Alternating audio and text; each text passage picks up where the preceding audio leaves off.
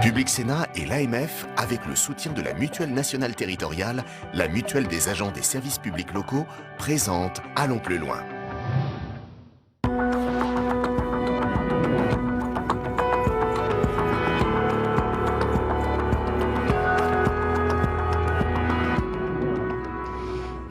Bonjour à tous, bienvenue sur Public Sénat, nouvelle édition d'Allons plus loin au cœur du 102e congrès de l'Association des maires de France. Nous sommes ensemble pendant 2 heures, on va donc prendre le temps d'analyser et de questionner les dernières infos qui concernent nos maires.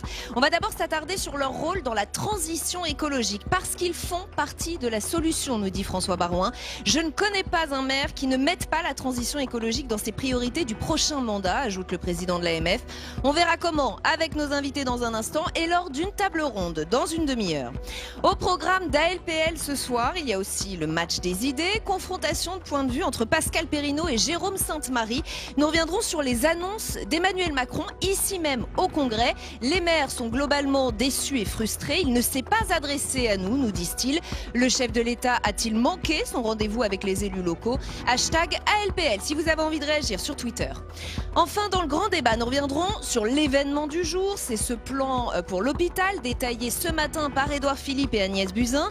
1,5 milliard d'euros supplémentaires dans le budget, 10 milliards de dettes repris sur 3 ans. Est-ce à la hauteur des attentes? Réactions et débats tout à l'heure sur ce plateau. Mais d'abord, les élus et la transition écologique, quel rôle peuvent-ils jouer? Quelles sont leurs marges de manœuvre? Autant de questions qu'on va se poser dans un instant. D'abord, petit reportage dans les allées du Salon des maires pour voir ce qui est proposé en matière d'innovation. C'est un sujet signé Jonathan Dupriez et Audrey Vuettaz. Ses créateurs la présentent comme la balayeuse des rues du futur, rien que ça. Caméra, GPS. On est parfaitement connecté avec la direction du service propreté. Elle est surtout électrique. Elle ne rejette aucune particule de CO2. Son prix, 135 000 euros. Ça paraît beaucoup d'argent et en réalité, c'est un investissement économique. Si vous n'avez pas une balayeuse électrique, vous avez une balayeuse thermique qui consomme 10 litres d'énergie fossile par jour, ce qui représente plus de 20 000 euros par an. L'argument du porte-monnaie pour séduire. Jackie Quesson est maire d'une commune de 1500 habitants. Lui est surtout convaincu par le silence de la machine. Quand on travaille l'été tôt le matin à 6 heures, il est vrai que les machines à motorisation thermique font du bruit et on dérange les citoyens. Il a déjà choisi l'électrique pour les tondeuses de sa commune. S'il en veut plus, il n'a ici que l'embarras du choix. L'écologie s'affiche partout. Ici, la région Sud finance et réunit plusieurs entreprises. Fabrique de bancs en bouchons recyclés ou éclairage public solaire. Mais le stand peine à convaincre les maires. Les services achats ne connaissent pas l'achat de l'innovation et n'osent pas prendre le risque. Pourtant, la préoccupation écologique sera sûrement un thème clé des prochaines élections municipales. Le mandat qui va s'ouvrir 2020-2026 est un mandat crucial pour la transition écologique. Il ne faut pas louper cette marche-là, parce que la neutralité carbone d'ici 2050, toutes les actions qu'on doit mettre en œuvre doivent être initiées dans le prochain mandat municipal. Alors l'ADEME a créé ce guide à destination des candidats, une vingtaine de fiches avec des solutions qu'ils pourront facilement appliquer. Avec nous pour parler de ces sujets dans LPL, Daniel Cueff, bienvenue. Vous êtes le maire de Langouette en Ille-et-Vilaine. Le grand public vous connaît pour cet arrêté anti-pesticides que vous avez pris dans votre commune pour limiter l'épandage. Un arrêté que la justice a annulé, estimant qu'un maire n'était pas compétent pour prendre ce genre d'arrêté. On est clairement au cœur du sujet, vous nous direz ce que vous en pensez. Gilles Bernardi, bienvenue à vous également. Vous êtes maire LR du Lavandou dans le Var, président du syndicat des communes du littoral varois. Et Ulysse Blot est également avec nous, bienvenue. Vous êtes ingénieur en bioressources. Et au printemps dernier, vous avez pris votre vélo, vous avez fait le tour du Calvados. Vous êtes allé à la rencontre de 64 maires pour savoir ce qu'ils lançaient comme initiative environnementale. Vos conclusions sont très intéressantes et on en parlera évidemment sur ce plateau. Daniel Cueff, d'abord, pour vous c'est très clair, le maire est un acteur clé de la transition écologique et sans lui, rien ne peut se faire? On peut faire beaucoup sans les communes, mais on ne peut pas faire sans les communes qui sont aujourd'hui au plus proche des citoyens. Donc si on veut une commune qui soit véritablement engagée dans le développement durable et dans la transition écologique, il faut le faire avec les citoyens. Et à ce moment-là, on emporte leur adhésion quand il s'agit de produire de l'énergie, quand il s'agit d'avoir une cantine 100% bio, quand il s'agit de se passer de produits phytosanitaires pour l'entretien des espaces verts, quand il s'agit de construire du logement social très écologique. À ce moment-là, les citoyens sont avec nous et c'est ça qui fait le succès de la transition écologique. Sauf que votre cas montre qu'on peut être freiné, notamment freiné par la justice. Est-ce que vous sentez qu'il y a des freins? Écoutez, dans plusieurs domaines, il y a des carences avérées de l'État à agir dans le cadre de la transition écologique. L'une de ces carences est la carence de l'État à agir pour éloigner les pesticides de synthèse des habitations. C'est une carence qui existe depuis 2009 et le Conseil d'État, qui est la plus haute juridiction administrative, a donné injonction à l'État de réparer cette carence en proposant enfin des protections des personnes fragiles, que sont en particulier les riverains. Donc face à cette carence qui est avérée, est-ce qu'un maire, oui ou non, peut prendre en lieu et place d'un État défaillant un arrêté de protection de santé publique? Je défends, ainsi que plusieurs maires, avec Corinne Lepage notamment, nous défendons cette position. Et je peux vous dire que nous avons déjà gagné devant les tribunaux administratifs et que nous allons continuer à gagner devant les tribunaux administratifs, puisque nous démontrons d'un procès à l'autre que la carence de l'État est forte, que le Conseil d'État nous donne raison, que même le Président de la République nous a donné raison, et qu'il faudra bien que soit la loi change, soit qu'effectivement les maires soient autorisés à prendre des arrêtés de protection de leur population. Gilles Bernardi, quel est votre point de vue sur ce sujet? Vous considérez que l'État est défaillant et que donc c'est aux maires de prendre le relais potentiellement? Je ne partage pas tout à fait l'avis de mon collègue, il m'en excusera. Non, au contraire, nous pouvons compter sur les pouvoirs publics et sur l'État pour nous aider à prendre les bonnes décisions, à nous organiser face aux aléas des changements. C'est-à-dire qu'il faut suivre l'État? Non, mais il nous accompagne. À titre d'exemple, ces changements climatiques, ils produisent des effets très divers et très pervers sur le littoral français, notamment sur le littoral du sud de la France. Je suis issu d'un département qui est le premier département balnéaire de France, le Var, où nous avons mis en place, grâce au concours des services de l'État, le premier plan départemental de lutte contre les submersions marines. C'est pas rien, c'est un beau succès. En travaillant ensemble, on y arrive. Parce que ce changement climatique, il se manifeste très difficilement sur le littoral, notamment par les submersions, par l'érosion, qui est un phénomène quelquefois conjugué, par les chocs tempétueux, mais également par les épisodes de grandes crues ou encore de marées conjuguées avec des inondations. Ces phénomènes-là méritent qu'on les prenne en compte et l'ANEL s'y emploie déjà depuis une dizaine d'années. On a mis en place non seulement des gestions intégrées des zones côtières, tout un développement d'arsenal de géotextiles, de moyens souples et réversibles qui permettent d'enrayer ces phénomènes. Aussi de maîtriser le territoire sur le foncier, sur l'arrière-plage, avec les cordons dunaires, des ganivelles. Donc tout cela se passe au niveau local, mais aidé par l'État. Bien sûr. L'échelon qui est le plus pertinent, c'est pas la commune, c'est la communauté de communes, voire le département ou la région, mais l'allié, vraiment l'élément qui nous apporte le plus, c'est l'État, parce que l'État a la connaissance, il a l'historique et il a aussi la cartographie. Et ça, c'est important pour nous, parce que nous avons non seulement la quantification, la localisation des endroits où l'érosion se fait de plus en plus forte, et puis nous pouvons remédier. Alors, on n'est pas en retard. Les élus ont pris les bonnes décisions depuis une dizaine d'années. Ils ont expérimenté aussi des solutions qui étaient prospectives et qui s'avèrent très payantes. Il faut absolument que nous ayons une conjonction de toutes les énergies pour préserver ce trésor qu'est le littoral. Que serait un département comme le Var? Mais la question est de savoir si le maire doit être précurseur, s'il doit aller un peu plus au fond des choses que l'État ou s'il doit suivre. On va peut-être juste poursuivre ce tour de table. Ulysse Blot, vous c'est intéressant parce qu'on a deux points de vue un peu différents sur ce plateau et c'est exactement ce qui ressort de votre tour du Calvados, c'est-à-dire que vous avez rencontré 64 maires qui n'avaient pas la même réponse au pouvoir qu'ils avaient en matière de transition écologique, c'est ça? Tout à fait. En fait, moi j'ai interviewé 64 maires tirés au hasard pour faire un état état des lieux de la transition écologique, ou plutôt de la gestion des ressources et de l'implication des citoyens. Donc 64 maires tirés au hasard, on a vraiment de tout. Et c'est pour ça que j'ai choisi le Calvados comme département d'études, parce qu'en fait, il y a des maires au bord de la mer, des maires des communes dans les terres, des communes touristiques, d'autres pas du tout. Et quelles sont les réponses? Qu'est-ce qu'on vous a dit? Alors, ce qui est vachement intéressant, c'est qu'en fait, les maires m'ont tous dit qu'ils étaient très limités dans leur pouvoir et que, de par l'intercommunalité, de par tout plein de choses, de budget et tout ça, ils avaient de moins en moins de pouvoir. Sauf que chaque maire faisait des choses dans sa commune. Et quand on prend un pas de recul et qu'on se rend compte que certains maires font des choses que d'autres maires pensent impossibles. Et ça, c'était fascinant parce qu'en fait, quand on regarde toutes les choses que les maires me listaient comme impossibles, d'autres maires dans le Calvados l'avaient réalisé. Donc ça veut dire quoi? Ça veut dire qu'ils sont mal informés, mal formés? Comment on explique cela? Alors il y a la raison, je la connais pas. Moi, j'ai juste fait un état des lieux, de comprendre qu'est-ce qui se passe, pourquoi ça se passe, je ne sais pas. Mais en tout cas, j'ai juste vu que les maires ont un pouvoir qu'ils ne soupçonnent même pas. Et puisque voilà, plein de choses sont faites et plein de bonnes choses sont faites. Et avec le concours de l'État, avec le concours du département et de la communauté de communes, ils sont pas seuls et ils doivent être soutenus. Mais que déjà le maire, sans avoir à se mettre hors la loi, même déjà en restant dans la loi, peut faire énormément de choses. Un problème de formation, Daniel Cueff. Je vais revenir sur ce prospectus qui a été diffusé largement ici au Salon des maires, celui de l'ADEME, qui veut pousser les maires à se lancer.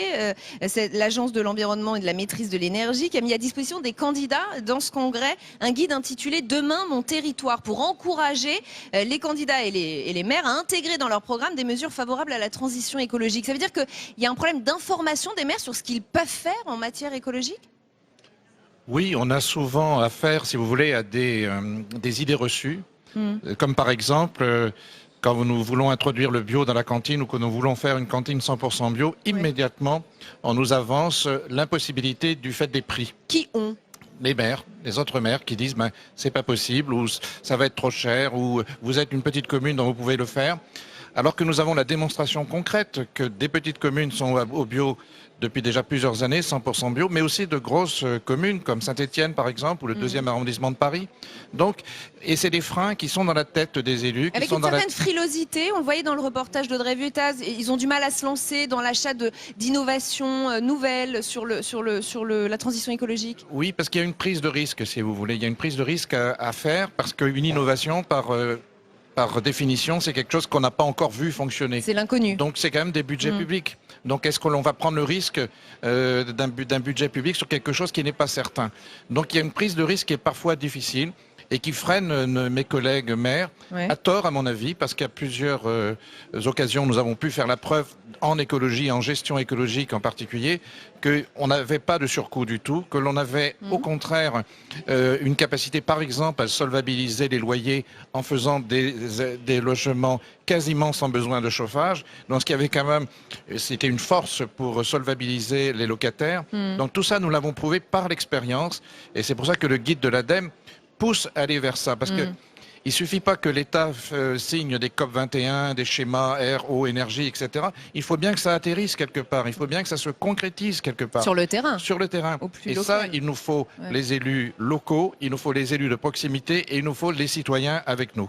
Ulysse Blot, vous l'avez ressenti, cette frilosité des élus que vous avez rencontrés, avec des freins psychologiques, mais aussi des freins financiers, en se disant attention, c'est l'argent public, je n'ose pas me lancer? Alors moi je ne les ai pas vraiment questionnés sur la transition écologique en tant que telle, mais vraiment j'ai voulu aller au cœur de la situation, donc la gestion de l'eau.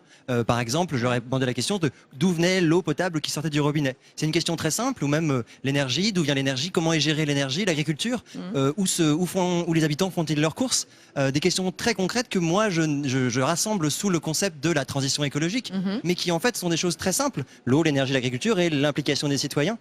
Et donc les maires, il n'y avait pas de question de sensibilité ou de questions. J'étais pas là pour les mettre face à la situation. Voilà. C'était juste, j'arrivais, je posais mes questions, je notais les réponses et je repartais pour faire cet état des lieux qui concerne donc 64 maires, mais qui éventuellement peut intéresser aussi d'autres communes. Aujourd'hui, l'étude qui est disponible en ligne gratuitement est téléchargée par des centaines de personnes qui me disent effectivement chez moi c'est la même chose. Effectivement, je vais poser la question à mon maire, je vais voir ce qui se passe chez moi. Et pour moi, c'est important de prendre conscience de qu'est-ce qui se passe chez moi. De choses aussi simples que d'où vient l'eau avant d'aller à la balayeuse électrique. Juste où est l'eau, où est l'énergie et où est l'agriculture. C'est d'autant plus important que c'est devenu un enjeu électoral, Gilles Bernardi. C'est-à-dire qu'on peut se demander si aujourd'hui un maire qui ne montre pas un peu patte verte, pardon pour l'expression, mais ne sera pas élu ou réélu.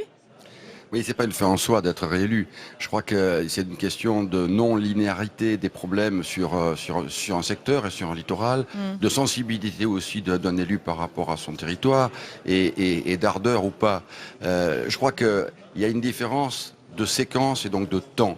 Le changement climatique, c'est du long terme, peut-être, encore que ça s'accélère. Et puis une séquence politique, c'est 6 ans. Donc il n'y a pas d'adéquation. Il peut y avoir des élus qui disent finalement, après nous, le déluge. Et d'autres qui s'en intéressent, comme beaucoup d'élus sur le littoral varois et français, bien sûr, et qui ont posé déjà les bons jalons. Parce que c'est un phénomène qui sera durable. Après, c'est une question de conviction. C'est vrai que nous manquons probablement de preuves. En la matière, l'élévation d'un plan d'eau, c'est quelque chose qui est très insidieux. Alors poser un récif artificiel qui coûte plusieurs centaines de milliers d'euros, il faut être certain que ça ne produira pas un effet inverse d'une part, et d'autre part que ça sera utile sur le long terme, voire le très long terme. Mais poser les bons jalons et essayer quand même, ça répond à un critère de responsabilité. Donc ce n'est pas une question d'être systématiquement élu. C'est pas une finalité en soi, c'est une question finalement de soigner sa commune ou de la préparer donc à l'avenir et au mieux. Alors sur un littoral où vous avez par exemple une plage qui a disparu de 24 mètres sur un siècle et que vous constatez vous que sur 10 ans elle a régressé de 8 mètres, l'accélération nous interpelle et si vraiment on n'est pas capable de se rendre compte de ça, c'est un petit peu dommage. Donc c'est vrai qu'il peut y avoir des attitudes très divergentes, très différentes, mais en tout cas la problématique elle est générale. Et donc toutes les réponses ne sont pas forcément politiques, elles sont citoyennes, avant tout. Qui de l'État ou des élus locaux doit impulser cette transition écologique? S'il l'un traîne, l'autre peut-il y arriver un petit peu tout seul? Je voudrais juste vous citer le président de l'ADEME, Arnaud Leroy, dans 20 minutes, il y a tout juste quelques jours. Les impulsions de l'État ne suffiront pas s'il n'y a pas de mise en œuvre concrète de cette transition au niveau des territoires. Quelle que soit leur taille, nous n'y arriverons pas. Ulysse Blot, que vous inspire cette phrase? Vous êtes d'accord avec ça? De toute façon, pour moi, le vrai pouvoir, il est bien sûr dans les mains des habitants. C'est eux qui délèguent leur pouvoir au maire, qui délèguent leur pouvoir à l'État. Donc le vrai pouvoir, il est dans leurs mains et c'est effectivement à eux de comprendre qu'ils ont les choses en main auprès de leur maire, par exemple, parce que dans les communes que j'ai rencontrées, en les tirant au hasard, comme il y a une grande majorité, une immense majorité de communes, de petites communes, les maires sont des personnages accessibles. Les maires, on peut le voir, on peut lui parler. Ses enfants sont dans la même école que les siens, on peut le voir, il boit la même eau, il respire le même air, et donc on peut lui parler, on peut aborder des sujets avec lui, on peut même faire pression sur lui s'il ne réagit pas suffisamment. Donc les habitants ont un réel pouvoir aussi sur leur maire et donc sur ce qui se passe dans leur commune. Daniel Cuet, vous êtes d'accord? Il y a cette pression de l'opinion, cette pression citoyenne sur les élus qui peut aussi pousser les élus à aller un petit peu plus loin? Oui, je crois que les citoyens ont l'impression que ça n'avance pas. Ouais. Et quand on regarde les élus, on voit que le temps passé par les élus à regarder des PowerPoint présentés par l'intercommunalité ou les bureaux d'études ou leurs propres services, c'est considérable. Considérable. Or, ce sont des pensées de PowerPoint, ce sont des pensées par le haut, qui déclinent un peu les décisions. Sauf que les gens n'habitent pas les PowerPoint, sauf que les schémas que l'on pond à longueur de temps, schéma tram verte et bleu, schéma eau, air, énergie, schéma de ceci et de cela, qu'est-ce qu'il y en a? Sauf que la réalité, elle n'est pas là. J'ai regardé la trame verte et bleue de mon territoire, qui est magnifique sur le schéma, mais quand on va, avec nos bottes, regarder sur le terrain comment que ça se passe, elle n'est plus du tout aussi réelle que ça. Elle est dans le schéma. Quand on fait un schéma sur l'air, par exemple, la qualité de l'air, et qu'on s'aperçoit qu'on a un taux de méthane extrêmement important sur le secteur, qu'est-ce qu'on prend comme décision concrète? Ça ne sert à rien d'avoir un schéma qui nous dise qu'il y a beaucoup de méthane si on ne prend pas des décisions concrètes par rapport à l'agriculture. Et les citoyens commencent à le savoir. Vous êtes tout le temps en réunion, vous êtes tout le temps à l'intercommunalité, vous passez votre temps à regarder des PowerPoint. Mais nous, qu'est-ce qui se passe dans notre quotidien? C'est ça qu'il faut qu'on regarde. Gilles Bernardi, trop de théorie, pas assez de pratique, et les habitants font pression, ils le voient? Ah, mais la présence sur le terrain, je crois que tous nos administrés et nos concitoyens donc s'en rendent compte. Et que c'est vrai que lorsque un maire s'exerce à mettre en œuvre, par exemple, la préservation de ses plages par le non-ratissage sur le littoral de la Posidonie, pour la Méditerranée bien sûr, eh bien ça résulte de quoi? Non seulement d'une alerte qui a été lancée par des concitoyens qui se disent tiens là il y a une problématique, par la vision que nous en avons les uns les autres de notre commune ou de ce morceau de plage là tous les matins, mais aussi par l'explication, par la pédagogie. Et c'est vrai que les maires ne sont pas tous des spécialistes de tel ou tel domaine, mais on est capable aussi de s'entourer. Et il y a des techniciens de très bon niveau partout dans tous les services de l'État français ou du département. Et en s'appuyant sur eux, on arrive à avoir une pédagogie adaptée à des phénomènes qui sont très complexes, mais qui finalement sont... qu'il est possible de divulguer et de faire assimiler. Lorsqu'on laisse une plage non entretenue, avec ces macro-déchets un peu plus longtemps, parce que ça participe à la stabilisation du cordon dunaire, ça nécessite de mettre quelques explications. Les gens comprennent très bien et ils sont preneurs. Et on doit s'arrêter là. Merci à tous les trois. Pour prolonger cette discussion, je vous invite à présent à regarder une table ronde sur le sujet qui se tient ici même au congrès de l'Association des maires de France. Transition écologique, comment les communes et intercommunalités peuvent-elles répondre aux attentes des habitants? C'est justement notre sujet. On se retrouve juste après.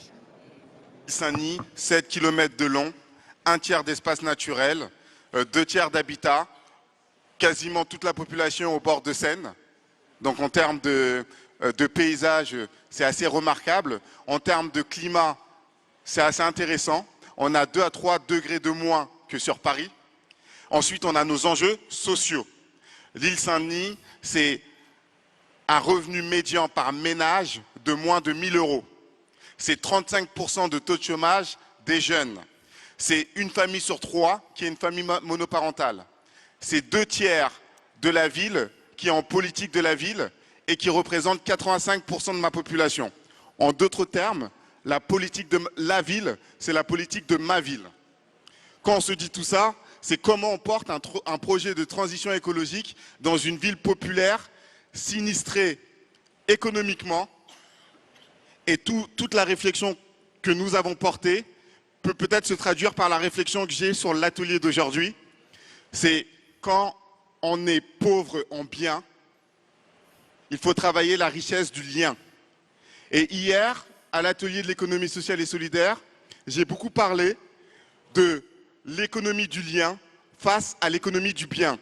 Et donc tout le travail que nous faisons sur la transition écologique, c'est avant tout quelles sont les préoccupations des gens. Quelles sont les préoccupations des gens? L'habitat, l'alimentation, le transport, la santé. Et quand on regarde cela de plus près, au final, les maires ruraux, les maires des villes, les maires des quartiers populaires, etc., etc., n'ont qu'une seule et unique préoccupation. Comment faire vivre les gens ensemble et les permettre d'être heureux. Et le sujet de fond à travers la question de la transition écologique, c'est comment on accompagne nos habitants à intégrer la transition écologique dans leur quotidienneté. Je pense qu'aujourd'hui, on a passé une étape. Dans l'esprit des habitants et dans nos esprits collectifs, ce n'est plus un sujet. Tout le monde est conscient que l'urgence climatique est là, est devant nous. Mais je pense que le sujet de fond, et là je regarde Madame la Ministre sur ce sujet-là, mais nous également maires, je pense qu'aujourd'hui, il faut se questionner sur comment les habitants nous interpellent sur cette question. Aujourd'hui, le sentiment que j'ai, l'État, hier le Président et le gouvernement, nous ont incarné la nécessité de protéger le bien commun et l'intérêt général. Et en fait, le sentiment que ça peut donner aux maires, c'est l'État est garant de l'intérêt général et les maires d'intérêt particulier. Et je pense que derrière, les associations de l'écologie ont le même regard sur les maires.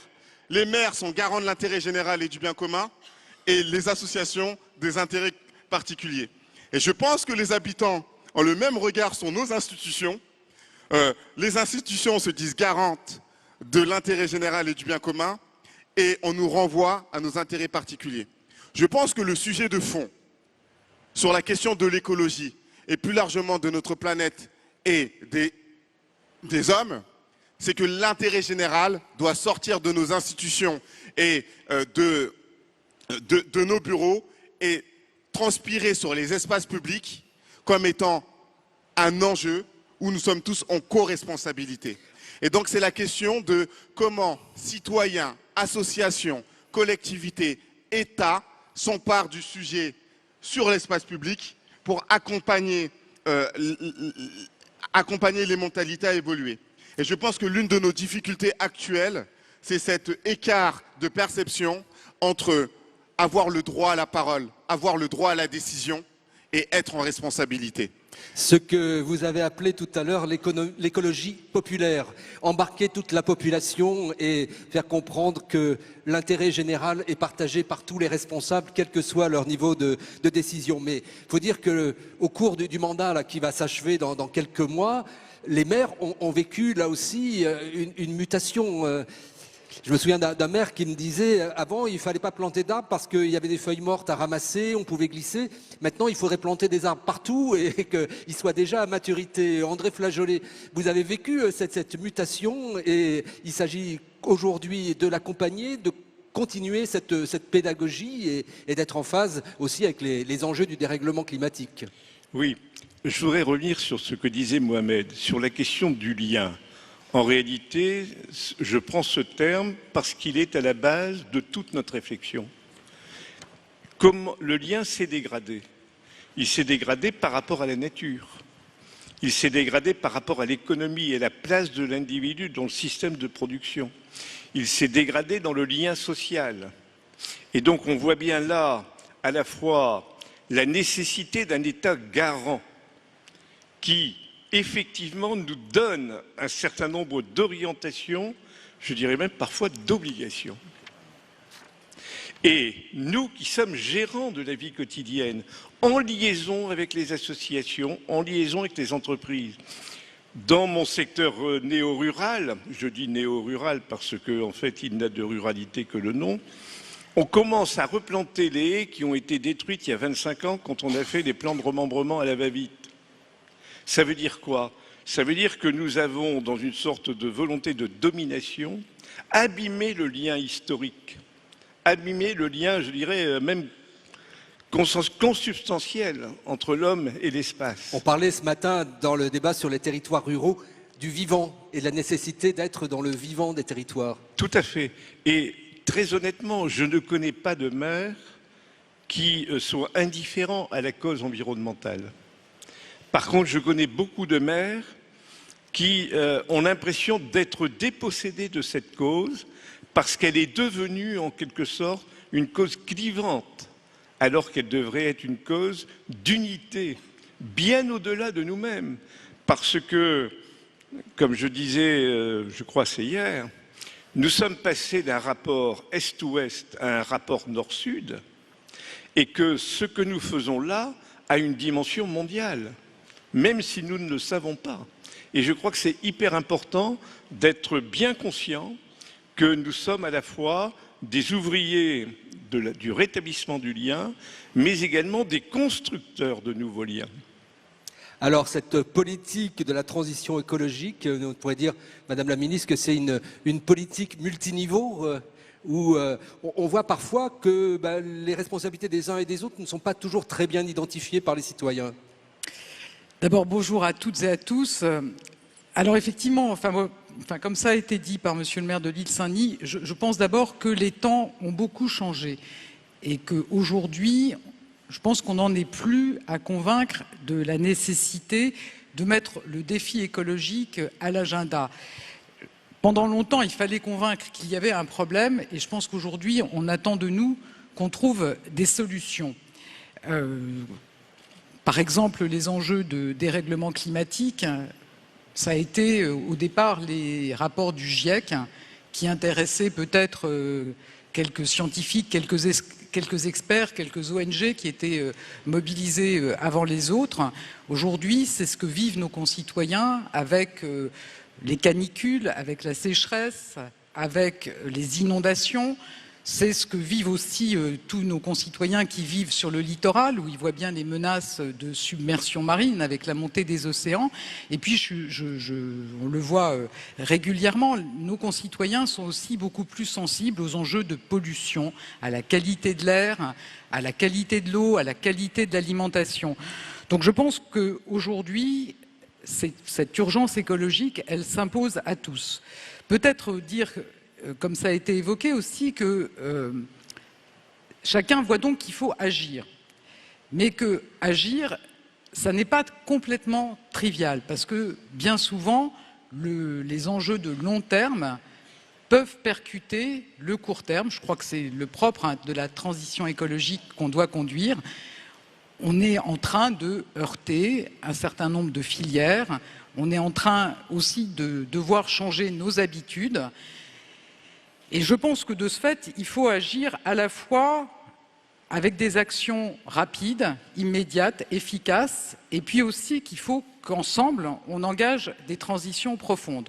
Je pense que ça serait bien aussi, mais peut-être c'est un autre débat, qu'on ait l'occasion de parler de où on va. Qu'est-ce que ça veut dire qu'une France neutre en carbone, respectueuse du vivant, qu'on vise pour l'horizon 2050? Comment ça s'incarne dans la vie de tous les jours? Qu'est-ce que ça veut dire dans nos territoires? Mais en tout cas, je suis convaincu qu'il faut qu'on conjugue ces échéances de court terme et puis cette vision du long terme, des transformations profondes qu'on doit conduire.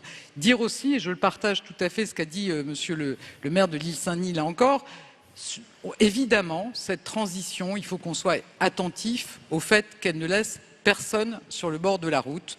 Je pense qu'on a pu avoir ces derniers mois dans notre pays, on a vu ce qui peut se passer quand on ne prend pas en compte la réalité de ce que vivent certains de nos concitoyens, ceux qui, par exemple, sont dépendants de la voiture et le sont rarement par choix, en fait.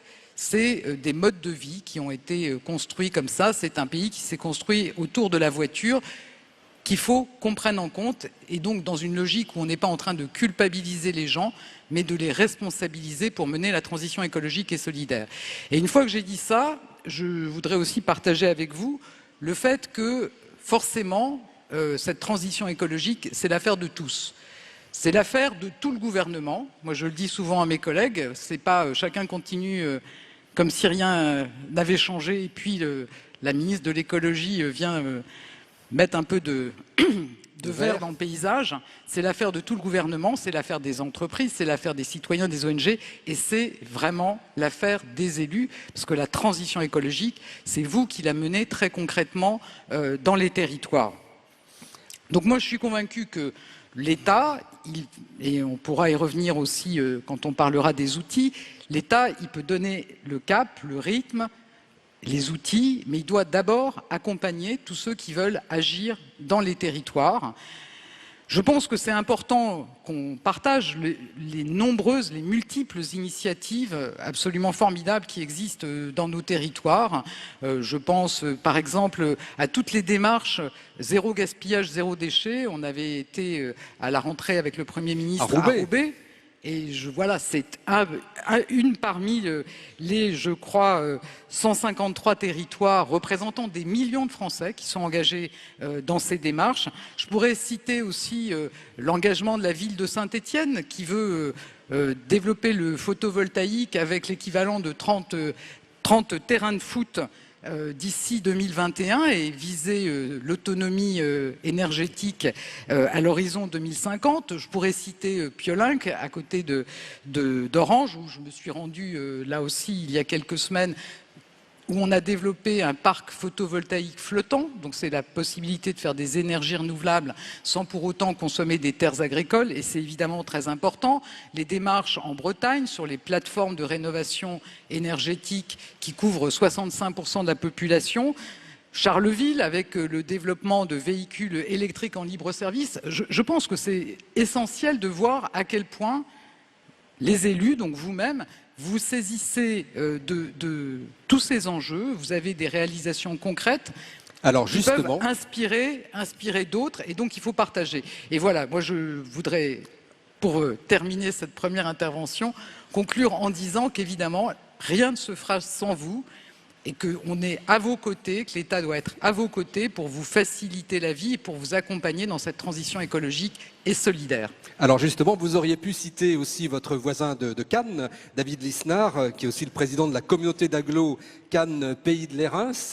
Parce qu'aujourd'hui, mariant le court terme avec un axe sur les citoyens, la lutte contre l'incivisme au quotidien, et puis aussi la vision, et quand on est la ville de Cannes avec une exigence de qualité, pas seulement pour ses habitants, mais dans la grande concurrence mondiale pour accueillir tout un tas de gens, il faut penser à la qualité, avec parfois des bateaux qui sont accueillis et qui, eux, viennent polluer la baie de Cannes. Donc comment on marie le quotidien, le court terme et puis le long terme quand on est le maire de Cannes et le président de l'agglo Cannes, pays de l'Airins. Vous avez parfaitement contextualisé la problématique. Et pour répondre à votre question et rebondir sur ce qui a été dit, je crois qu'on est au cœur de la mission du politique. La politique, c'est quoi? Au-delà de la gestion de la cité au sens étymologique, c'est de créer, de faire communauté, et une communauté de destin, c'est-à-dire de protéger la communauté et de projeter la communauté, donc par définition, dans le futur. Puisqu'il y a urgence écologique, et puisqu'on est tous d'accord pour dire qu'il ne faut pas se contenter de dire qu'il y a urgence écologique, mais qu'il faut passer aux actes, et que cette urgence renvoie à une multitude de facteurs, il est évident, et Madame la Ministre a raison de le rappeler, comme sénateur Flageolet, que les maires, les mairies, les communes sont un des échelons fondamentaux de la chaîne vertueuse de transition énergétique, avec deux objectifs. Il faut toujours, je crois, bien mettre en exergue les finalités. 1, lutter contre le réchauffement climatique. 2, lutter pour la biodiversité. Et avec une troisième problématique qui en découle, c'est celle de la protection des populations à l'égard des risques, et notamment des risques majeurs qui résultent du changement climatique. La commune de Cannes, c'est la commune la plus contrastée de France, avec un taux de logement socio élevé, le plus fort taux de logement socio élevé du littoral, un taux de pauvreté élevé, beaucoup moins que ta commune, Mohamed, mais quand même un taux de quasi 20%, ce qui est supérieur à la moyenne française de 13,8, et une ville où il y a aussi beaucoup d'énormes revenus, et une ville qui est à la fois locale et mondiale. C'est un village mondial, pas au sens virtuel du terme à la Marshall McLuhan, mais au sens physique du terme, 75 000 habitants, mais une marque mondiale pour arriver à votre problématique. Et effectivement, il faut faire sens, il faut faire lien à travers la lutte pour la transition énergétique et l'inscrire dans un schéma général. Je voudrais revenir sur la nécessité de grandes régulations internationales. Parce que si l'on veut vraiment créer du civisme environnemental, pour lequel je me bats depuis des années, encore faut-il que cela s'inscrive dans une réalité internationale qui n'annule pas la perception des efforts individuels. Notre sobriété individuelle comportementale, quel est son poids face à l'explosion démographique? C'est-à-dire que donc toutes ces problématiques-là qui nécessitent une réciprocité dans les échanges internationaux pour qu'il n'y ait plus de distorsion de concurrence environnementale. Et donc c'est là qu'on a besoin de diplomatie internationale, d'une organisation mondiale de l'environnement. C'est complémentaire à l'échelon local. Il y a une interaction totale entre le local et le global, pour reprendre le slogan utilisé tout à l'heure, New Age, qui nous ramène au 70s, mais qui était très pertinent et très visionnaire. Donc je veux juste rappeler ce chapeau général, parce qu'on a besoin d'États qui régulent, qui donnent des règles claires. On a besoin des enjeux qui dépassent les limites de nos territoires. Et pour le coup, j'aime pas les supracommunalités, j'aime pas les supranationalités, mais on a besoin de règles internationales, voire supranationales, en matière de réciprocité des échanges environnementaux. Et puis on a besoin de capacités juridiques d'ingérence environnementale lorsqu'il y a une mise en cause de grandes zones géographiques. L'exemple de Tchernobyl en est l'exemple type. Donc, face à ces grandes problématiques, oui, l'échelon local est pertinent, et on est, c'est votre question qui l'amène, au cœur des conflits d'usage. Je disais, la politique, c'est la création d'une communauté avec des règles, avec un destin, avec une nécessité de protéger les habitants, de les projeter. Mais la politique, et c'est ce que l'on fait tous, maire, c'est de gérer des conflits de légitimité. Et le conflit qui vient immédiatement à l'esprit, c'est celui entre la légitimité économique, création de richesse et création de valeur, et parfois la légitimité ou l'enjeu écologique. Donc, pour le régler, il faut d'abord savoir trancher, et c'est là qu'on a besoin de règles claires. Lorsque ce conflit ne peut pas lorsqu'on ne peut pas faire que de l'écologie positive, lorsqu'on ne peut pas faire que de l'économie un élément de développement écologique, quelle est la hiérarchie qui doit s'implanter. Comment on arbitre? Donc voilà, mais ces débats-là, ils ne sont pas si évidents. C'est-à-dire comment vous allez, et ça a été exactement la question de la taxation sur les carburants. C'est-à-dire qu'à un moment donné, quel est le consentement social, le contrat social, il faut toujours revenir à Jean-Jacques Rousseau, quelle est la règle à laquelle on obéit, et est-ce qu'on est prêt à renoncer à du revenu, à du pouvoir d'achat immédiat, pour un objectif général qui peut paraître abstrait parce que, eh bien, quand on arrête le nucléaire en Allemagne, on voit immédiatement la qualité de l'air se dégrader dans l'est de la France. Alors justement, si on prend un sujet concret, oui, c'est votre combat. J'arrive. Donc sur les bateaux de croisière, Cannes est devenu un peu malgré nous d'ailleurs, on est une ville très attractive, donc le 4e ville d'accueil de bateaux de croisière, une ville littorale, donc la protection de la mer, elle est fondamentale. On est exposé à tous les risques majeurs, sauf avalanche, hein, mais submersion, il faut vraiment qu'il y ait des changements climatiques là, violents et imprévus. Mais submersion, tremblement de terre, incendie, crue éclair, etc. Et donc on est littoral et avec le Cannes qui est devenu le 4e port de croisière de France, sauf que c'est pas le port, c'est la baie. Donc on est après Le Havre, Ajaccio et Marseille. Et qu'on accueille plus de 400 000 croisiéristes. Et que la Méditerranée, et je vous ai écrit d'ailleurs Madame la Ministre à plusieurs reprises à ce sujet, n'est pas en zone CK. Donc j'ai des choses, je vais en profiter pour faire mes courses après. Pour ceux qui ne sont en pas zone CK, c'est une zone de réglementation sur les pollutions des navires. Et parce que l'accord de Barcelone ne s'applique pas de 92, parce qu'on ne sait pas imposer cela à l'Espagne et à certains pays du Maghreb, la Méditerranée accueille les bateaux poubelles de croisière qui ne sont pas acceptés en mer du Nord, dans la Manche ou en Atlantique. Donc c'est inacceptable. Et vous êtes maire, et certains maires du littoral sont là, vous avez un pouvoir de police extrêmement restreint et qui s'arrête à 300 mètres, et les bateaux, énormes bateaux de croisière, sont au-delà de 500 mètres, et ils mouillent dans la baie, et il y a des systèmes tendeurs. Et vous avez donc des unités qui polluent l'air, qui polluent la mer et qui dégradent les fonds de Posidonie, les fonds marins, qui sont indispensables à l'écosystème et à la lutte pour décarboner l'air. Donc on a travaillé avec la Chambre de commerce et d'industrie, on s'est dit comment on peut créer un système concret pour ne plus avoir ces bateaux poubelles. J'en ai parlé avec certaines compagnies qui étaient un peu plus vertueuses, et on a mis sur le papier des règles extrêmement simples et extrêmement efficaces pour concilier l'accueil de ces croisiéristes. Il y a des milliers d'emplois qui en dépendent, mais avant tout la préservation de la planète qui doit passer avant la légitimité économique. On interdit. Enfin, on a décidé d'interdire. On n'a pas le droit d'interdire, mais on l'a fait quand même. Et je vais l'avouer ici.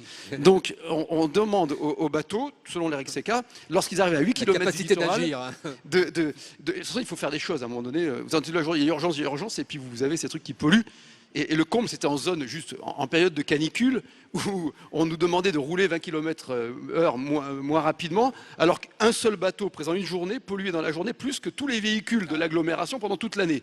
Et donc vous expliquez aux gens, roulez moins vite, on vous met des PV pour excès de vitesse parce que vous polluez, et en face on laisse ces machins sans aucun contrôle, parce que malheureusement, et c'est pas nouveau, l'État régalien est défaillant très souvent sur ses fonctions de contrôle et de police. Donc, c'est une spirale depuis 20 à 30 ans. Non, mais c'est vrai, c'était vrai sous d'autres gouvernements. Je pense que tout le monde, vous voyez, Madame la Ministre. Il n'y a pas de. J'aurais pas le. Je ne suis pas convenant autant de mettre. Non, c'est pas du tout cela. C'est une réalité factuelle que le président de la République lui-même reconnaît. Mais vous êtes en concurrence avec Gênes ou Barcelone. Oui, mais justement. Donc, on a dit des bateaux qui ne doivent plus utiliser des carburants avec un carburant supérieur à 0,1% de soufre. 2, ils ne doivent plus rejeter en mer d'eau, y compris d'eau traitée, et ne doivent plus incinérer leurs déchets dans la baie lorsqu'ils sont en baie de Cannes. 3, des plans de mouillage strictement respectés pour respecter les plans de Posidonie. 4, des bus à terre qui ont tous au moins des véhicules aux normes Euro 6, voire des véhicules un peu plus innovants, hydrogène, enfin c'est un autre débat, et le système de tendering. On a proposé un bonus-malus. C'est-à-dire que les bateaux, pendant 2019, qui respectaient ces règles, avaient sur le droit de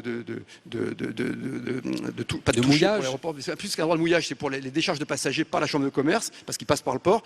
Donc ils avaient une ristourne, ou alors ils avaient un malus. Et puis j'ai pris des positions finalement, tout le monde me disait délirantes, en disant à partir du 1er janvier 2020, je ne laisserai plus débarquer à terre les croisiéristes qui viendront sur des bateaux qui nous polluent. J'ai eu une grande polémique avec une compagnie américaine qui me disait mais vous n'avez pas le droit de nous interdire. Ils avaient raison. Je dis mais très bien, nous allons partir sur 2 ans de polémique internationale pour dire que votre compagnie cotée en bourse, qui a un discours écologiste dans tout le reste du monde, accepte de venir à Cannes avec ses bateaux pollueurs. Cannes, marque mondiale. Et en discutant, on a réussi, et aujourd'hui, 94% des croisiéristes prennent des bateaux non pollueurs, et au 1er janvier, je ferai ce que j'ai dit, et je ferai le name and shame des compagnies qui ne respecteraient pas ces normes. Donc c'est pour ça qu'il faut être très proactif, et il faut utiliser les outils que l'on possède, mais il faut aussi pour toutes les démarches environnementales, que, puisque moi j'entends l'État va nous accompagner, et Madame la Ministre, je sais on sait que vous êtes quelqu'un de concret qui vient de la vraie vie, quoi, et qui est dans la vraie vie, et on a besoin, parce que dans vos fonctions c'est difficile, pour en avoir parlé avec un certain nombre de vos prédécesseurs, je vous donne des exemples.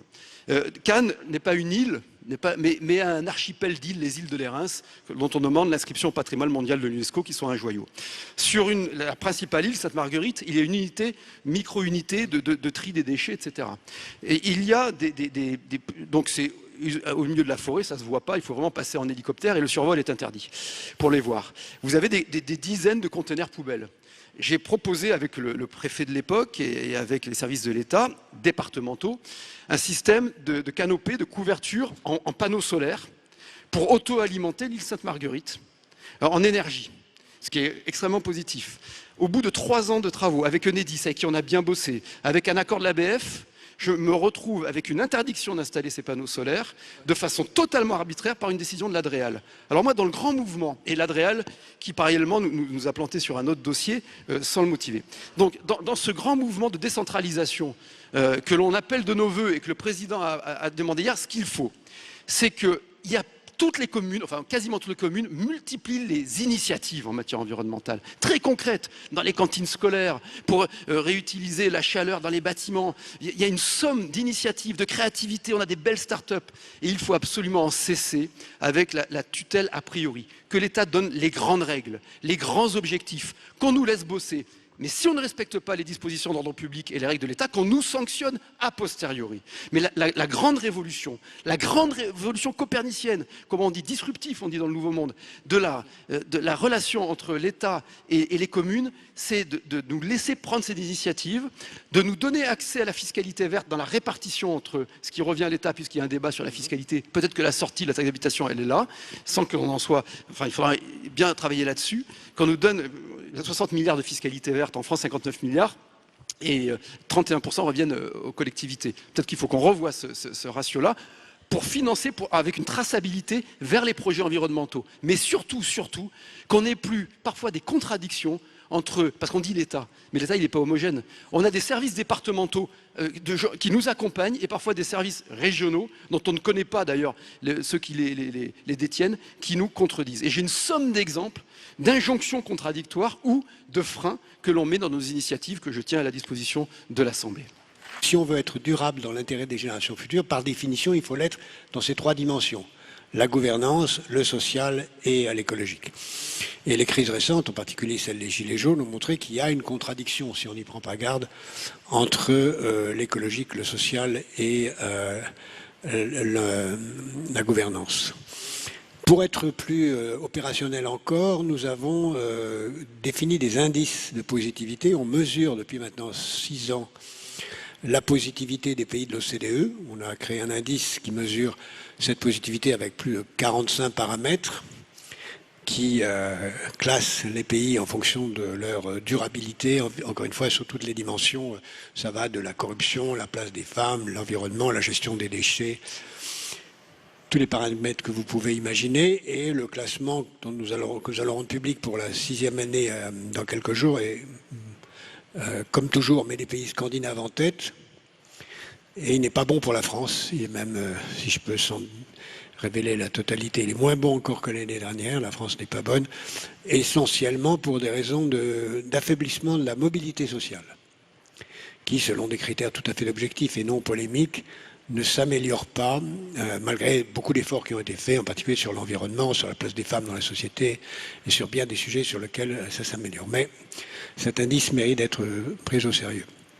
Et nous avons développé le même indice pour mesurer la positivité des entreprises, parce que je crois évidemment, comme tout le monde et comme chacun d'entre vous, que les entreprises doivent être mesurées à l'aune non seulement de leur greenwashing, ni même de leur ESS, ni même de ce qu'elles font en matière de finances vertes, mais doivent être mesurées dans la totalité de ces indices. Et nous mesurons l'indice de positivité des grandes entreprises.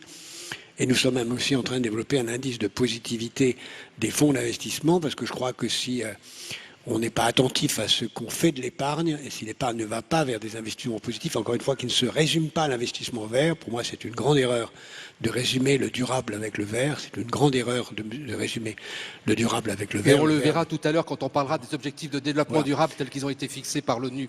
Et les objectifs de l'ONU Nations Unies recouvrent d'ailleurs la totalité et pas seulement le vert. Alors nous avons, pour terminer cette trop longue introduction, nous avons défini un indice de positivité des collectivités locales, dans lequel nous avons défini cet indice avec un grand nombre de collectivités qui ont bien voulu travailler avec nous. C'est un indice qui comprend 26 sous-indices et nous commençons à mesurer, vous êtes tous bienvenus pour participer à cet exercice, de mesurer la positivité de votre collectivité.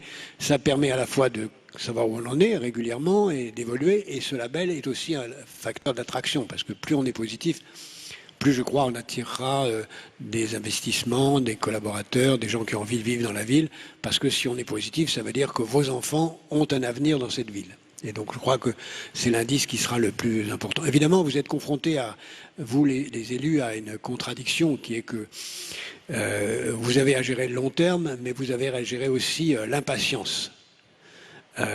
Mais l'impatience, c'est le dernier stade avant le dégagisme. Et si vous voulez que le dégagisme qui a atteint les autres niveaux de la République et des républiques ne vous atteigne pas, eh bien, il va falloir être capables tous ensemble, et on sera ravis modestement d'essayer de vous y aider, de faire en sorte que l'impatience trouve du sens dans le long terme. Je crois que ce que je retiens depuis que je suis dans son congrès, c'est que nous nous ressemblons beaucoup les maires. Nous avons des vraies problématiques, et ce que j'ai entendu tout à l'heure, les sujets qui ont été évoqués, vous les voyez. Vous avez parlé de l'urgence au quotidien. On parle de long terme sur les stratégies que nous devons développer, mais nous travaillons à l'urgence au quotidien. Et cette quotidienneté devient de plus en plus urgente parce que nous sommes affectés, particulièrement en Outre-mer, au problème du dérèglement climatique, du changement climatique. Vous l'avez vu, commune de Goyave, 8000 habitants, 60 km², 2/3 de surface agricole et d'espace naturel, 1/3 urbanisé, problème de littoral, comme 90% des communes de Guadeloupe, nous sommes des communes de littoral, affectées par le trait de côte. Voilà, le trait de côte, c'est le littoral qui recule et des populations qu'il faut déplacer, qu'il faut reloger. Affectées par les pollutions, notamment la pollution à la chlordécone. Ma commune, c'est quand même une commune rurale à vocation agricole et particulièrement portée sous la banane, et des problèmes de santé publique, des problèmes de pollution des sols, des problèmes de pollution des eaux, affectés par une situation extrêmement grave où une population n'a plus d'eau potable dans les robinets parce qu'on n'a pas su gérer correctement les réseaux. Et vous me voyez en train de faire de la distribution d'eau potable à une population. Imaginez une seconde, aujourd'hui au Congrès des maires, qu'il n'y ait pas d'eau dans ce bâtiment, le Palais de Versailles. Comment on fait pour aller aux toilettes? Juste ça. Et quand vous voyez qu'il y a des populations en France, en 2019, Madame la Ministre, qui n'ont pas d'eau dans les robinets, que nous sommes obligés de prendre des mesures pour les écoles, pour maintenir les écoles ouvertes face à des problématiques d'absence d'alimentation en eau, de sargasses. On l'a présenté tout à l'heure, j'ai dû délocaliser une école touchée par le problème de sargasses située en littoral. Voilà, les algues sargasses qui polluent les eaux et qui dégagent un gaz très, très polluant. Très polluant, qui affecte tous les appareils électroménagers, les ordinateurs, en fait tout. Même la santé des populations, et on attend justement qu'on ait des éléments là-dessus. Imaginez ce quotidien avec tous ces risques, risques volcaniques, risques sismiques, aléas liés à des situations internationales que nous ne maîtrisons pas. L'outre-mer, avec ses îles, sont particulièrement affectés. 80% de la biodiversité française sur laquelle on décide de s'appuyer pour apporter des solutions par la nature face au changement climatique. Ces 80%, regardez comment ils sont fragilisés. Regardez la situation de mer. Alors comment voulez-vous que je puisse parler de stratégie à long terme quand à chaque fois nous sommes obligés de réagir? Et est-ce que ce n'est pas justement là qu'il faut une stratégie à long terme en même temps? Il faut une stratégie à long terme, mais nous sommes tout le temps dans l'anticipation. Aujourd'hui, on n'est même plus dans se dire l'action à court terme, nous sommes dans l'anticipation. Parce que ce sont des données qu'on ne maîtrise pas. Alors qu'on soit à l'île Saint-Denis, qu'on soit à Wavre, M. Attali, on est sous les mêmes problématiques.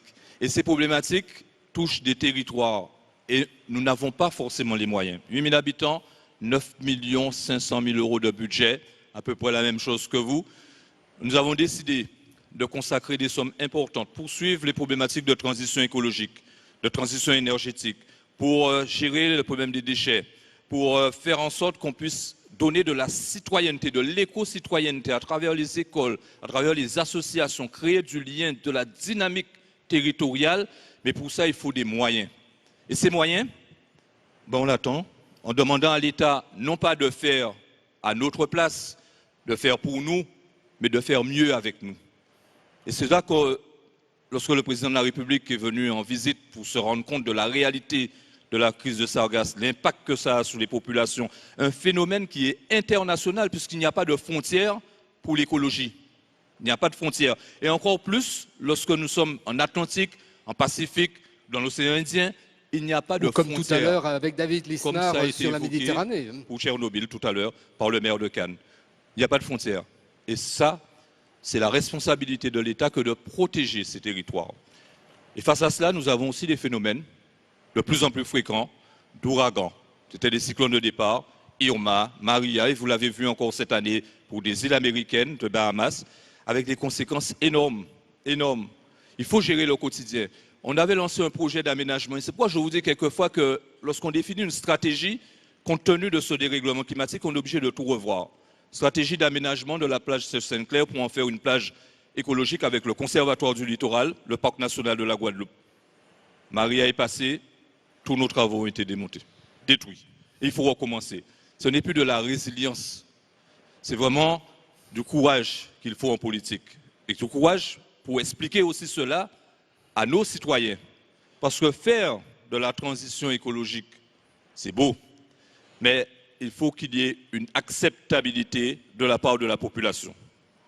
Ça fait effectivement 25 ans qu'au comité 21, on essaye d'être positif, et en particulier avec notre collège, puisque nous avons 5 collèges, entreprises, collectivités locales, ONG, etc.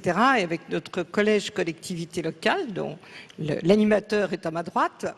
Et nous avons édité un guide sur les objectifs de développement durable. Alors vous savez tous ce que c'est que les objectifs de développement durable. C'est le programme de 2015 de l'ONU qui a succédé aux objectifs du millénaire pour le développement. et qui a heureusement réconcilié ce qui, curieusement, après la conférence de 92, s'était reséparé, c'était l'environnement et le développement. Et donc on a une série d'indicateurs, en gros, sur les exigences sociales, sur les exigences environnementales. On a cet ODD 17 qui est un ODD des partenariats. Alors, évidemment, tout ça paraît quelque chose... Alors quand on dit 17, ça veut dire qu'il se décline... Il y a 17 ODD, voilà, donc en fait objectifs. il y a 16 ODD qui sont des ODD thématiques sur l'eau, sur la pauvreté, sur le climat, sur la biodiversité, sur la construction, enfin voilà, sur l'ensemble des champs qui correspondent finalement pour les collectivités locales à vos rubriques budgétaires, les maires tout simplement, et pour l'ensemble des, comment dirais-je, des pays, aux rubriques également budgétaires de l'État et aux principales actions. Alors, nous avons pensé que ce n'était pas un instrument technocratique, en fait, un de plus, et que surtout pour les collectivités locales, ce ne devait pas du tout être une contrainte de plus. Dans la première table ronde, on a beaucoup parlé, si vous voulez, de tout ce qui, en particulier en matière de transition énergétique, pèse sur les collectivités locales. En même temps, il faut bien dire que nous sommes dans une époque de transition. Moi, je préfère le mot de transformation parce que je crois que c'est véritablement d'une transformation dont il s'agit aujourd'hui. Si nous voulons faire face aux urgences, et je suis d'accord avec Jacques Attali, les urgences, c'est ce qu'on n'a pas fait, simplement à force de dire les générations futures, demain, ben, c'est aujourd'hui, hein, je dirais. Et ça, aujourd'hui, ce n'est plus une urgence, c'est un état de fait auquel il faut faire face. Et donc, nous avons fait ce guide avec finalement 3 messages. C'est effectivement la préparation des élections municipales. C'est en même temps, certains maires seront maires pour la première fois, d'autres continueront un mandat. Et Ce guide permet de dire que tous ces objectifs de développement durable, c'est une manière de donner un sens à l'action. Et c'est un peu un carrefour entre les citoyens qui vous disent, par exemple, on a eu une question tout à l'heure, c'est les éoliennes, etc. Pourquoi on nous ennuie avec quelque chose qui finalement gêne le citoyen, dérange ses habitudes? Vous avez dit, monsieur le maire, ils sont là depuis je ne sais pas combien d'années et on leur met une éolienne. Et là, les objectifs de développement durable, ça permet, par exemple, il y a un objectif énergie et énergie renouvelable, ça permet d'expliquer finalement qu'à travers un équipement local, on participe à la transformation du monde. On participe à sa mesure, en fait, au fait qu'il faut faire globalement face au réchauffement climatique. Certes, pour le réchauffement climatique, la France a de bons résultats, mais si elle est seule à avoir de bons résultats, ça n'a aucun sens. Et n'oublions pas, je me permets de répondre à ce qui a été dit tout à l'heure, n'oublions pas la force de l'exemplarité. Public Sénat et l'AMF, avec le soutien de la Mutuelle nationale territoriale, la mutuelle des agents des services publics locaux, présente Allons plus loin.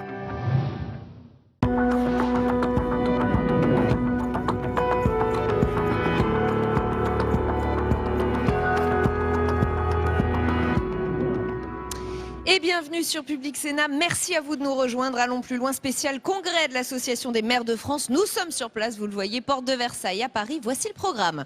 Dans notre grand débat, nous reviendrons sur ce nouveau plan pour l'hôpital détaillé par Édouard Philippe et Agnès Buzyn ce matin. 1,5 milliard d'euros supplémentaires, reprise partielle de la dette, 800 € net de prime pour les infirmiers. Voilà les 3 annonces fortes. Qu'en pensent les personnels concernés? Et puis qu'en pensent les maires, eux aussi très concernés par le sujet? Hashtag ALPL pour réagir sur Twitter. Mais d'abord, notre match des idées, confrontation de points de vue ce soir entre Pascal Perrineau et Jérôme Sainte-Marie. On va revenir sur le discours d'Emmanuel Macron ici même au Congrès. A-t-il manqué son rendez-vous avec les maires? Avant d'en parler, les réactions ici, porte de Versailles, c'est avec Quentin Calmeil. Après 1h20 de discours, l'évolution de la parole du chef de l'État est flagrante. L'an dernier, Emmanuel Macron n'était pas venu à ce congrès. L'allocution d'hier marque une réconciliation entre les édiles et le président de la République. Moi, ce que je retiendrai, c'est quand même une prise de conscience du rôle des maires par rapport à ce qu'on vit depuis 1 an, la difficulté qu'on rencontre sur le territoire et donc le rôle que jouent les maires en proximité. Depuis 1 an et la crise des Gilets jaunes, le chef de l'État le reconnaît, les maires ont été au premier plan pour organiser le grand débat. Je retiens surtout qu'il s'est rapproché des maires suite au grand débat. Il y avait une fracture dans ce pays. La première des fractures était entre le président et les maires. C'est plus le cas aujourd'hui.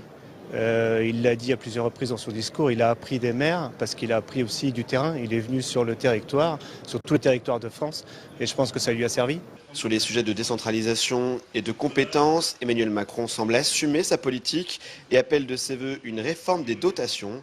Mais dans la salle, la suppression de la taxe d'habitation laisse certains élus sceptiques. Il faut qu'il y ait des travaux complémentaires qui se passent sur la taxe d'habitation. C'est pour moi, je suis maire, je suis président de l'association des maires du Bas-Rhin et qu'à ce titre-là, les autres élus me disent exactement la même chose. Qu'est-ce qu'on fera avec quels moyens ? Restent des inquiétudes donc dans la politique de l'exécutif et des sujets soigneusement évités par le président de la République dans son discours. Un discours aux allures parfois de politique générale, bien loin des sujets concrets évoqués par les maires lors de leur congrès. Et avec nous pour le match des idées ce soir dans LPL, Pascal Perrineau, bienvenue. Vous êtes professeur des universités à Sciences Po, chercheur au CEVIPOF, auteur de Le Grand Écart, chronique d'une démocratie fragmentée. Jérôme Sainte-Marie, bienvenue à vous également. Vous êtes politologue et président de l'Institut Pollingvox. Vous venez, vous aussi, de publier un ouvrage, Bloc contre bloc, la dynamique du macronisme. Merci à tous les deux d'avoir accepté notre invitation. On a entendu des maires dont les réactions sont relativement mitigées. Certains ont plutôt le sentiment d'avoir été entendus, d'autres nous disent il y a encore une fracture, et notamment cette suppression de la taxe d'habitation qui ne passe décidément pas. Est-ce que vous diriez qu'Emmanuel Macron a raté son rendez-vous avec les maires ou pas?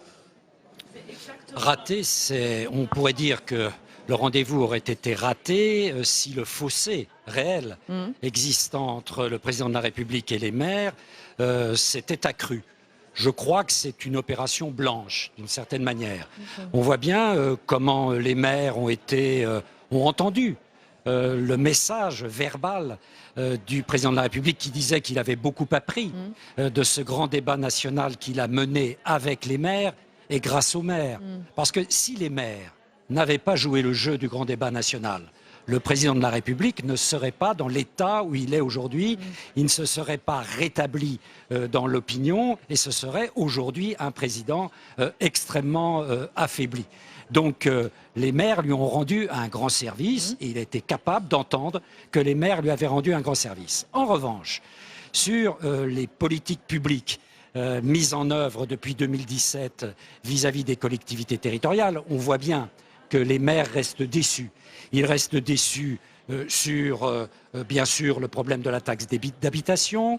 Ils restent déçus sur les 2 projets de loi qui avancent aujourd'hui, en particulier sur le projet qui avait été profondément remanié par le Sénat, qui quelque part est la chambre des collectivités locales, mais que l'Assemblée nationale va peu à peu désosser et modifier. Donc les maires seront forcément, dans leur diversité, déçus à l'issue de cette procédure législative. Et puis ils sont déçus parce qu'au fond, ces maires, ils voudraient que la décentralisation aille plus loin.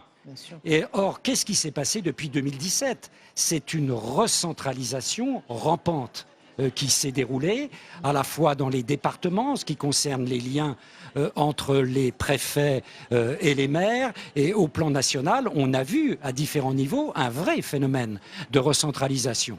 Donc ces maires, ils attendent autre chose.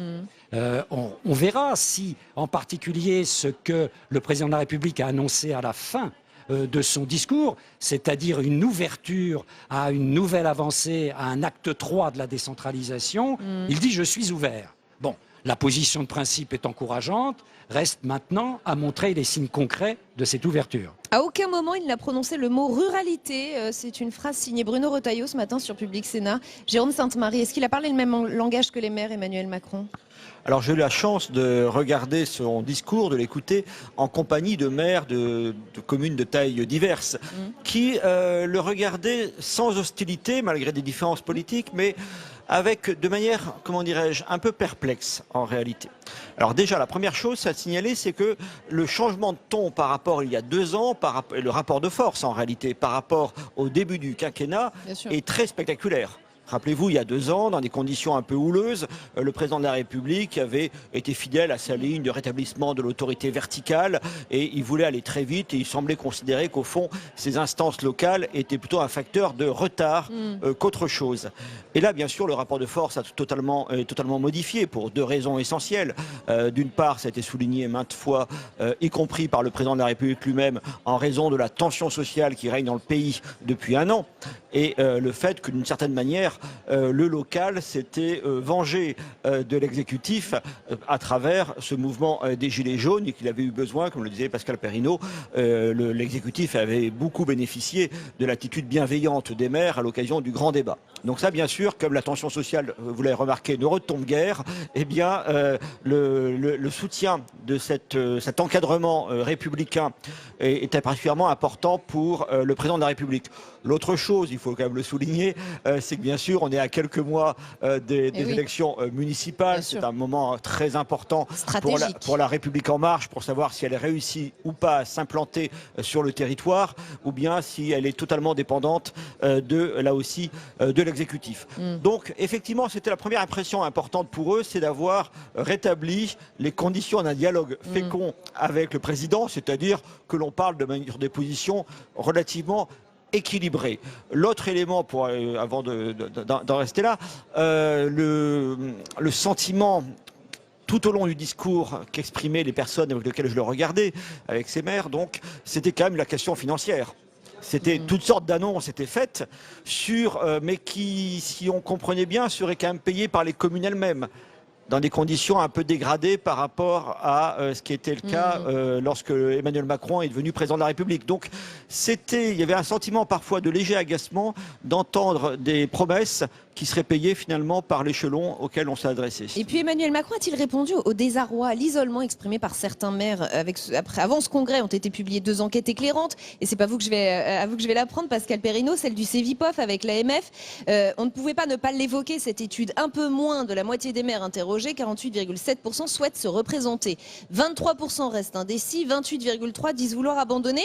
Et il y a un autre sondage, celui de l'association des petites villes. Il se trouve que les maires des petites villes ont davantage envie de se représenter que les autres. Ils sont 74% à vouloir briguer un nouveau mandat. Est-ce qu'Emmanuel Macron leur a parlé? Est-ce qu'il les a un petit peu rassurés? Est-ce qu'il leur a redonné envie de se présenter? Si vous voulez, ce mouvement, il faut bien le dire par moments, d'épuisement civique, des maires qui restent sur le terrain, les derniers remparts de la République, qui en plus de ça sont les seuls éléments de la classe politique aujourd'hui à être populaires. Depuis maintenant 10 ans, de manière régulière, chaque année, on mesure la confiance vis-à-vis des élus. Mais ce n'est pas la confiance, on mesure la défiance, sauf pour les maires. Les maires, encore, dans le dernier baromètre de confiance politique de Sciences Po, les maires, 58% des Français leur font confiance. Mais c'est exceptionnel. Il faut savoir que les conseillers régionaux, les conseillers départementaux, les députés, les sénateurs, les députés européens sont à des niveaux d'impopularité à nul autre pareil. Donc, il y a là un élément qui est un élément très fort. C'est au fond, dans le tissu républicain, le seul élément à partir duquel une confiance pourra être reconstruite. S'il n'y a pas les maires, il n'y a pas de confiance. Or, un système démocratique ne peut pas fonctionner sans un mouvement de confiance d'en bas. Vous savez, c'était lorsque les révolutionnaires, en 1789, ont réfléchi à ce que devrait être une démocratie représentative, l'abbé Sieyès disait une chose extrêmement forte. Il disait, si le pouvoir vient d'en haut, la confiance vient d'en bas. Or, depuis des années et des années, la confiance ne vient plus d'en bas. Les seuls qui peuvent organiser cette confiance, on l'a vu d'ailleurs dans l'épisode du grand débat national, après la colère des Gilets jaunes, ce sont les maires. Eh bien, le président est obligé, qu'il le veuille ou non, de faire avec cela, s'il veut retisser ce lien de confiance dans les 2 années qui viennent, et s'il veut retisser les liens de confiance dans le temps court, bien sûr les municipales, et là, la République en marche, le parti du président est extrêmement démuni. Si vous voulez, le macronisme, c'est un extraordinaire phénomène de disruption par le haut, mais il aurait fallu que cette disruption par le haut rencontrât une disruption par le bas. Et la disruption par le bas, vous voyez, elle ne vient pas. On le voit dans tous les sondages d'intention de vote pour les municipales. Les listes de la République en marche ont un mal fou à exister, même dans les métropoles régionales importantes. Et puis, il y a aussi derrière les sénatoriales. N'oublions pas que le premier signe de défiance forte vis-à-vis du macronisme, ce sont les sénatoriales de septembre 2017. Déjà, dès ce moment-là, la défiance commençait à s'infiltrer chez les très nombreux élus sénatoriaux qui représentent quoi? Qui représentent les conseils municipaux de France. Donc, il y a les sénatoriales de l'automne prochain qui sont en ligne de mire. Et on voit bien que La République en marche, quand on écoute son patron, Stanislas Guerini, dit voilà, notre objectif, c'est d'avoir 10 000 élus municipaux. Mais j'ai envie de lui dire, il y en a 500 000. 10 000 sur 500 000, le ratio n'est pas suffisant pour vraiment inverser la défiance. Mais comme il parle de rien, ce sera déjà pas mal. Ils le verront de toute façon comme une victoire. C'est déjà pas mal, mais il faudra essayer d'aller plus haut. Jérôme Sainte-Marie. Oui, je ne peux qu'approuver ce que vient de dire Pascal Perrineau quant à la popularité des maires, en insistant même sur le fait que dans cette année très particulière, cette popularité, je parle sous votre contrôle, a eu tendance à augmenter, à rebours de tout ce que l'on constatait pour les autres strates politico-administratives. C'est d'autant plus vrai que, compte tenu de l'absence, de l'impossibilité du cumul des mandats, l'Assemblée nationale, les députés, là où se trouve finalement le personnel politique d'En Marche, c'est l'Assemblée nationale, donc largement un petit peu hors sol quand même, compte tenu du fait que la plupart n'avaient pas eu de carrière politique auparavant au niveau local. Donc là, on ne peut pas avoir un contraste plus important. Seule nuance que je ferai par rapport aux propos de Pascal Perrineau, c'est que la disruption par le bas, elle est un peu arrivée quand même, en novembre-décembre dernier, sauf que c'est exprimé dans un cadre, c'est à la fois une demande de démocratie, mais qui ne trouvait pas son chemin dans le cadre institutionnel républicain. Et toute la problématique que ça a développée, et dont le grand débat est d'une certaine manière l'expression, c'est ce besoin quand même de participation, de citoyenneté. Et à ce moment-là, on a retrouvé, moi ça m'a beaucoup frappé, on a retrouvé tout un imaginaire issu de la Révolution française. On a même parlé quand même de cahier de doléances. Enfin, on ne peut pas aller plus loin, si vous voulez, dans l'imitation. Et bien sûr, le cadre naturel de cela, ce sont les communes françaises, bien entendu. Alors, durant ce discours, Emmanuel Macron a lancé un appel solennel au rassemblement. Ça n'a pas pu vous échapper, là non plus. Trop de fractures, dit-il. Il faut recoudre cette France trop souvent déchirée. Et il en appelle aux maires, là aussi, pour ressouder les Français. La division de la société, c'est justement un sujet sur lequel vous avez écrit tous les deux. Je voudrais d'abord qu'on écoute un extrait de ce discours du chef de l'État hier sur ce point précis. La République est et ne saurait être qu'une. Parce que la République est et ne saurait être qu'indivisible. Cela ne veut pas dire qu'elle est la même partout, et vous êtes d'ailleurs les porteurs de cette diversité. Mais cette diversité ne doit pas diviser et justifier précisément que bloc à bloc on finisse par penser le territoire ou la société comme séparés. Jamais je ne me résoudrai à ce que la France, la nation, se réduise à un archipel. Bloc à bloc, il y a presque une référence à votre livre, Jérôme Sainte-Marie, et à celui de Jérôme Fourquet sur l'archipel, hein, quand même. Pour celui de Jérôme Fourquet, je suis catégorique. Mais sur le vôtre, un peu moins. Bloc contre bloc, peut-être. En tout cas, on est au cœur du sujet que vous avez étudié. Probable que quelqu'un, effectivement, comment dirais-je, à l'Élysée, lit le Figaro. Voilà. Mais c'est vraiment un sujet. On a eu un débat avec Jérôme Fourquet sur nos deux ouvrages précisément. Ouais. Oui, bien sûr. Bien sûr que le lieu de la, comment dirais-je, la ville et plus encore le bourg, le village, sont un lieu où ces divisions françaises, qui sont quand même, à mes yeux, avant tout des divisions sociales, eh bien, c'est un lieu où elles se régulent. D'ailleurs, c'est aussi un lieu où l'affrontement politique souvent n'a pas lieu, puisque justement, c'est quand même un endroit où l'offre politique est beaucoup plus centrée sur l'intérêt local et la plupart du temps n'a pas d'étiquette partisane. Donc c'est effectivement un lieu concret de dépassement de ces conflits. Ça ne les résoudra pas au niveau national, mais en tout cas, ça permet d'apaiser un tant soit peu les tensions. Pascal Perrineau. Si vous voulez, la vocation d'un président de la République sous la 5e, c'est, une fois élu par la moitié des Français, ou un peu plus de la moitié des Français, c'est de tenter de les réconcilier. On peut légitimement s'interroger sur la stratégie de l'acte 1 du macronisme. On n'a pas tout à fait affaire à un président qui fait de la réconciliation des Français son premier combat. D'ailleurs, les premiers affrontements dès l'été 2017 avec les maires autour de l'affaire de la taxe d'habitation essentiellement montrent qu'on a un président de la République qui parfois, plutôt que de surmonter les divisions, tente de jeter un peu d'huile sur le feu afin de créer des clivages. C'est une forme de stratégie dont on sait que certains conseillers autour du président sont assez friands. Mais là, il nous dit tout l'inverse. Hein. Oui, mais si vous voulez, les Français, ils ont de la mémoire. Ils ont entendu pendant 2 ans les histoires du vieux monde et du nouveau monde, avec un président qui était dans le nouveau et des élus locaux qui étaient dans l'ancien. Alors maintenant, et bien sûr, il faut évoluer. Et le président, c'est la session de rattrapage, l'acte 2. Hein, et la séquence qu'on vient de traverser montre comment on est passé d'un acte 1 à un acte 2. Mais dans cet acte 2, on le sentait hier, moi aussi j'étais au milieu de maires, on le sentait très bien, les maires disent d'accord, les intentions sont bonnes, mais maintenant, passez aux actes. Quels sont les actes qui vont Mais là, faire il en la appelle preuve aux maires. Hein, et alors, on a coupé l'extrait un petit peu, mais ensuite, il parle des rites républicains. Il demande aux maires d'entretenir ces rituels républicains pour rassembler les Français. Ça paraît presque un peu léger comme solution à apporter aux divisions sociétales, Jérôme Sainte-Marie. Oui, enfin, c'est un immense avantage dans un discours où les attentes sont très matérielles, c'est que ces rites ne sont pas très onéreux pour l'État. Je crois que c'est quand même important, un aspect aussi symbolique, mais c'est un aspect aussi symbolique important. Donc, il faut prendre également les propos du président de la République au sérieux. Oui. Et c'est vrai Vous croyez à leur efficacité, ces cérémonies officielles dans les communes qui peuvent rassembler les Français? Oui, j'y crois assez, sincèrement. J'y crois assez parce que c'est un lieu d'identification très fort, vous savez. Je vous donne un exemple. Il y a des études qui ont été faites, que Pascal Perrineau connaît fort bien, sur la socialisation politique.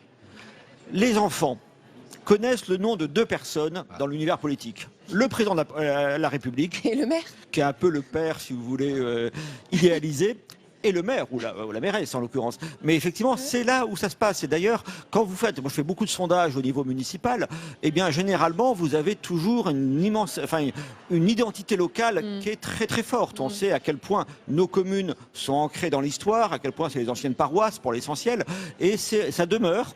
Beaucoup de choses ont changé, mais ça demeure un lieu comme ça d'identification. C'est un lieu aussi où les gens ont l'impression que, comment dirais-je, ça peut être une vie presque familiale. C'est-à-dire que c'est enfin un lieu d'apaisement.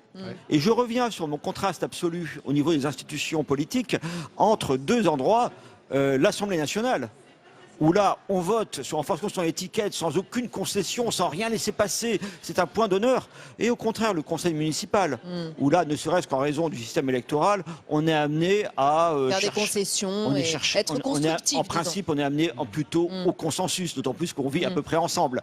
Donc effectivement, ce n'est pas tout à fait rien d'accompagner ces aspects techniques par un aspect symbolique. Si effectivement on doit rétablir un sentiment ou entretenir un sentiment patriotique apaisé, c'est vraiment au niveau de la ville et de la commune que ça peut se passer. Pascal Perrineau. Oui, et puis c'était le président de l'AMF qui, je crois, mentionnait cette notion tout à l'heure, enfin hier, dans son discours avant le président.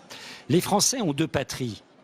Ils ont bien sûr la patrie nationale, mais il se pose de plus en plus d'interrogations sur qu'est-ce que c'est que faire France. Comment fait-on France ? Puisque les clivages sociaux, culturels, géographiques ont beaucoup évolué. Et puis il y a une patrie qui est quasi éternelle, c'est la patrie locale. Quand vous interrogez les Français, c'est leur point de fixité. Là, ils savent qu'ils viennent de quelque part, qu'ils sont de quelque part. Tandis qu'au plan national... Y compris d'ailleurs quand ils viennent de s'y installer. Voilà, voilà. Et même les nouveaux entrants, les nouveaux arrivants, ils se socialisent très très vite aux communes qui les accueillent. Tandis qu'au plan national, on est de plus en plus dans l'univers de ce que cet auteur anglais, Goodhart, appelle ceux qui ne sont pas somewhere, ceux qui sont anywhere.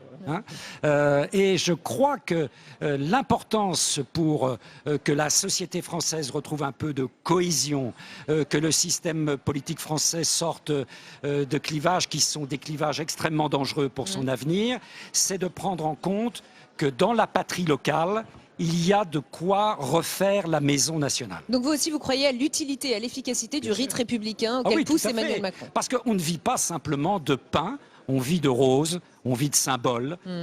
Voilà, on ne vit pas simplement de pain. Alors, Emmanuel Macron a aussi évoqué la question de la laïcité. Ça a été un sujet fort de son discours hier. Elle a déjà un cadre, cette laïcité, nous dit-il. Nous avons des règles. Faut-il les bousculer parce que les esprits s'échauffent? L'interdiction ne suffit pas à régler les problèmes. Et là, il fait bien sûr référence aux listes communautaristes que Bruno Retailleau veut faire interdire. Le patron des sénateurs LR a réagi ce matin avec pas mal de solennité. C'était sur le plateau de Public Sénat. Écoutez. Si on ne fait rien, on démissionne. C'est le renoncement. Emmanuel Macron, je l'accuse de refuser le combat contre l'islamisme, qui n'est pas une religion, qui est une idéologie politique qui s'appuie sur le dévoiement d'une religion. Mais il faut le combattre avec les moyens, y compris les moyens que nous donne la loi. Parce qu'avec Emmanuel Macron, jamais on n'aurait eu l'interdiction de la burqa. Jamais. Pascal Perrineau, c'est un peu le j'accuse de Bruno Retailleau ce matin sur Public Sénat. Alors, cette question est une question bien sûr extrêmement complexe pour de multiples enjeux de ces querelles autour de la laïcité et autour, il faut bien le dire, de l'islam. Nous n'avons pas du tout les mêmes querelles autour du poids aujourd'hui de la religion catholique ou de la religion juive dans la société française. Autour de l'islam qui ne connaît que peu la rupture entre le spirituel et le temporel. Il y a en effet des problèmes sur la capacité du modèle laïque à intégrer une partie de la population musulmane minoritaire, mais qui a du mal à se mouler dans l'esprit de la loi de 1905. Mais pour résoudre de nombreux problèmes, il suffit d'appliquer de manière extrêmement rigoureuse dans toute son extension la loi de 1905. Hein, et il ne s'agit pas, si vous voulez, de tomber dans ce système que l'on connaît trop maintenant depuis 2 quinquennats, un problème, une loi. Hein.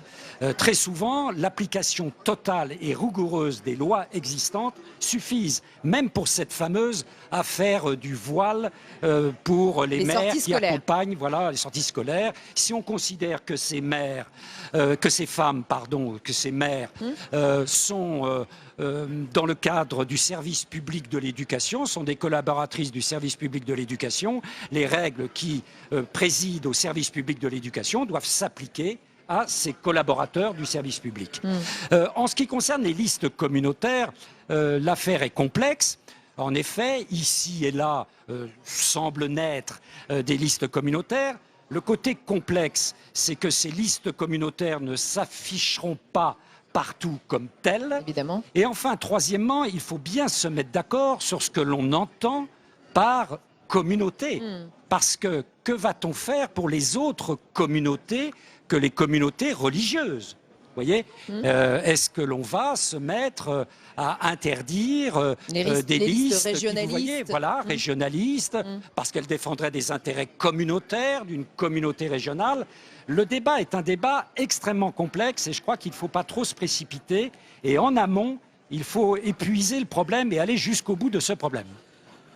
Oui, moi là-dessus, j'ai un avis assez catégorique et c'est pas toujours mon cas, mais en l'espèce, je considère que la position du président est tout à fait raisonnable et même à défendre.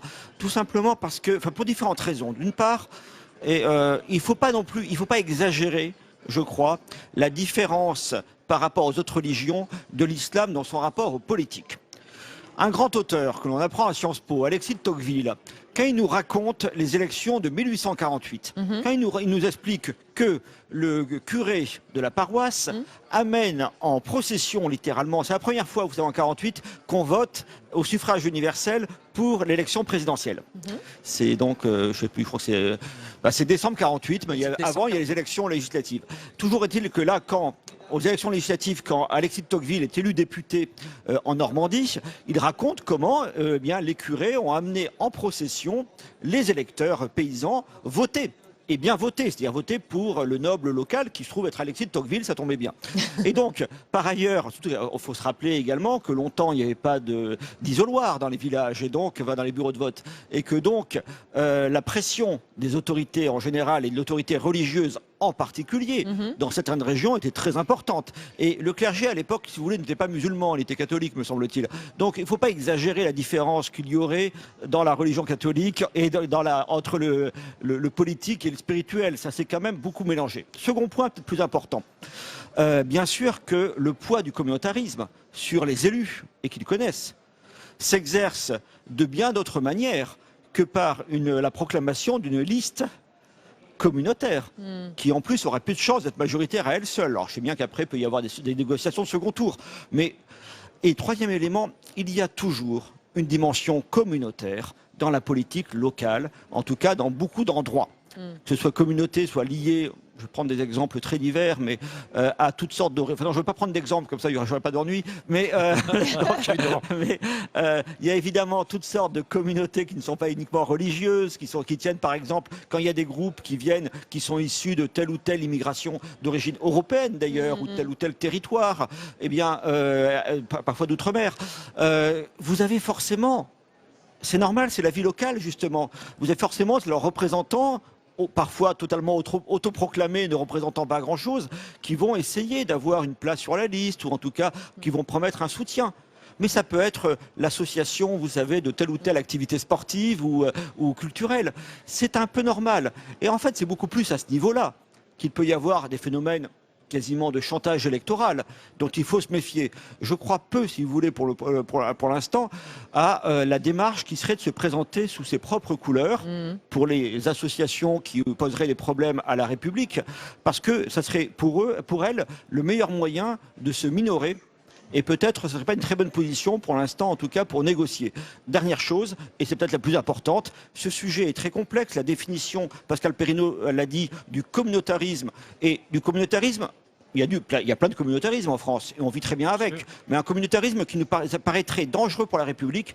Alors pour définir ces différents niveaux, je souhaite bien du courage et ça pourrait engendrer exactement le contraire de ce que l'on souhaite. C'est-à-dire qu'une population particulière se sente examinée sous un microscope, scrutée.